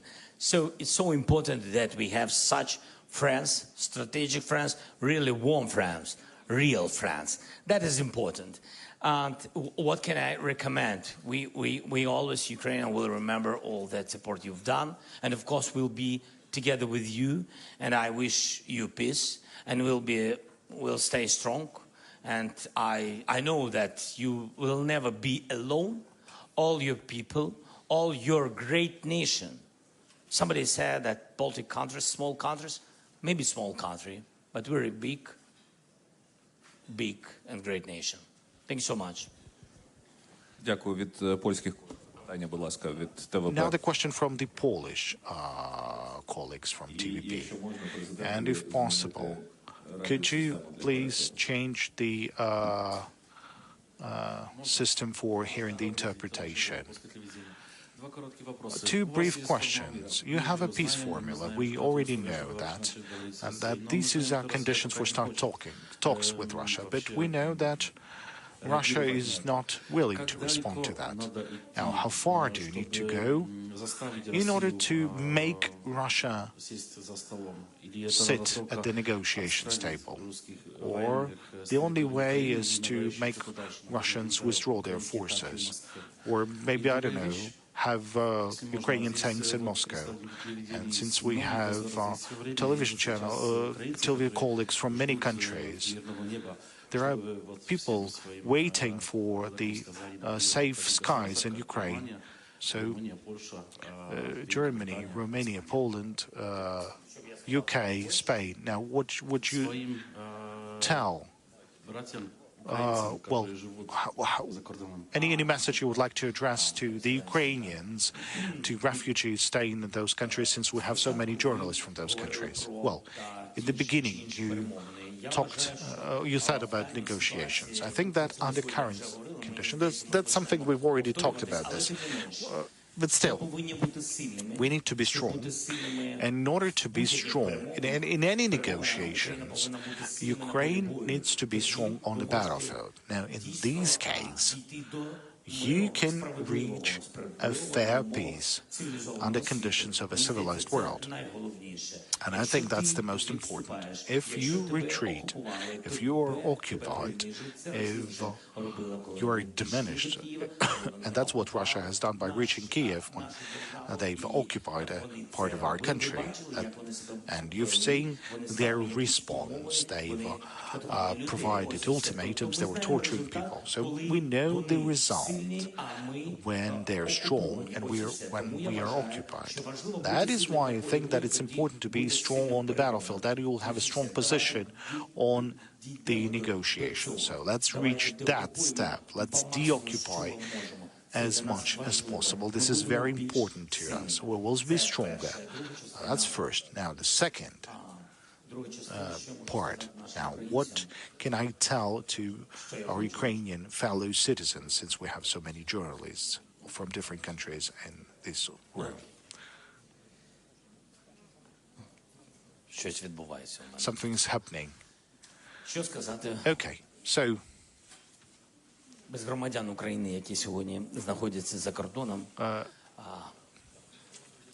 without the citizens of Ukraine that are currently located abroad, our country cannot be powerful. Without you, fellow Ukrainians, with all the love with all the words of gratitude to all those countries that are hosting you. Remember that you are Ukrainians. You're not Romanians, no Polish, nor Germans. Now, with all the words of gratitude to those countries that are hosting you, they've done a lot. They're supporting you. But I want you to know, when you'll be ready, when you'll be able, I would really like you to return. I'm not calling upon you right now to return. That's your security, that's your choice, that's your safety. But I want you to know that you're the very same Ukrainians as everyone. We are waiting for the return of the normal life. So please return, because we need to rebuild our wonderful country, because that country is built for all the people, for all those who are currently fighting and defending our country, and for all those who had to leave temporarily. Ukrainians, well, they are forever Ukrainians, even though they left the country for some time. Now, this is almost the end of the press conference. We still can take two questions. So let's have one from Obozrevatelь and Ukraina. Thank you for the possibility to ask this question. The question on the security guarantees that we've touched upon earlier. Just recently, Andriy Yermak said that we were about to have the security agreements, security guarantees, and Rishi Sunak said that hopefully they could be approved by July. And what are other countries considering these, the approval of the security guarantees? Anyone before the war and after the war? Thank you very much. We would like to have security guarantees on our pathway to NATO. We do not know when exactly we're going to make it there. It's not up to Ukraine at the moment. Ukraine has shown its strength on the battlefield, and it also showed that our public supports it. Regarding challenges, we really need security guarantees. We are negotiating that with the EU countries, with the UK, with the United States of America. So this is the circle of those that we've talked about it at the moment. When that is going to happen, I do not know. Мы Украина. Mr. President, the stolen childhood, the kidnapped children were already discussed today, and I would like to talk about family. This year has changed a lot for millions of families, and it probably affected your family as well. First Lady has been referred to by international observers as a symbol of resilience, and her voice is heard at various international platforms. So my question is, how did this 365 days of full-scale invasion change your relations with your family? If you could answer that. This is the last question, so I would really like to hear something about something personal. The final question and the hardest one. I love them. I love my family. I love my wife. My children are the most important people for me. I do not get to see them often. My parents, I don't have any opportunities to see them. I'm very proud of my wife.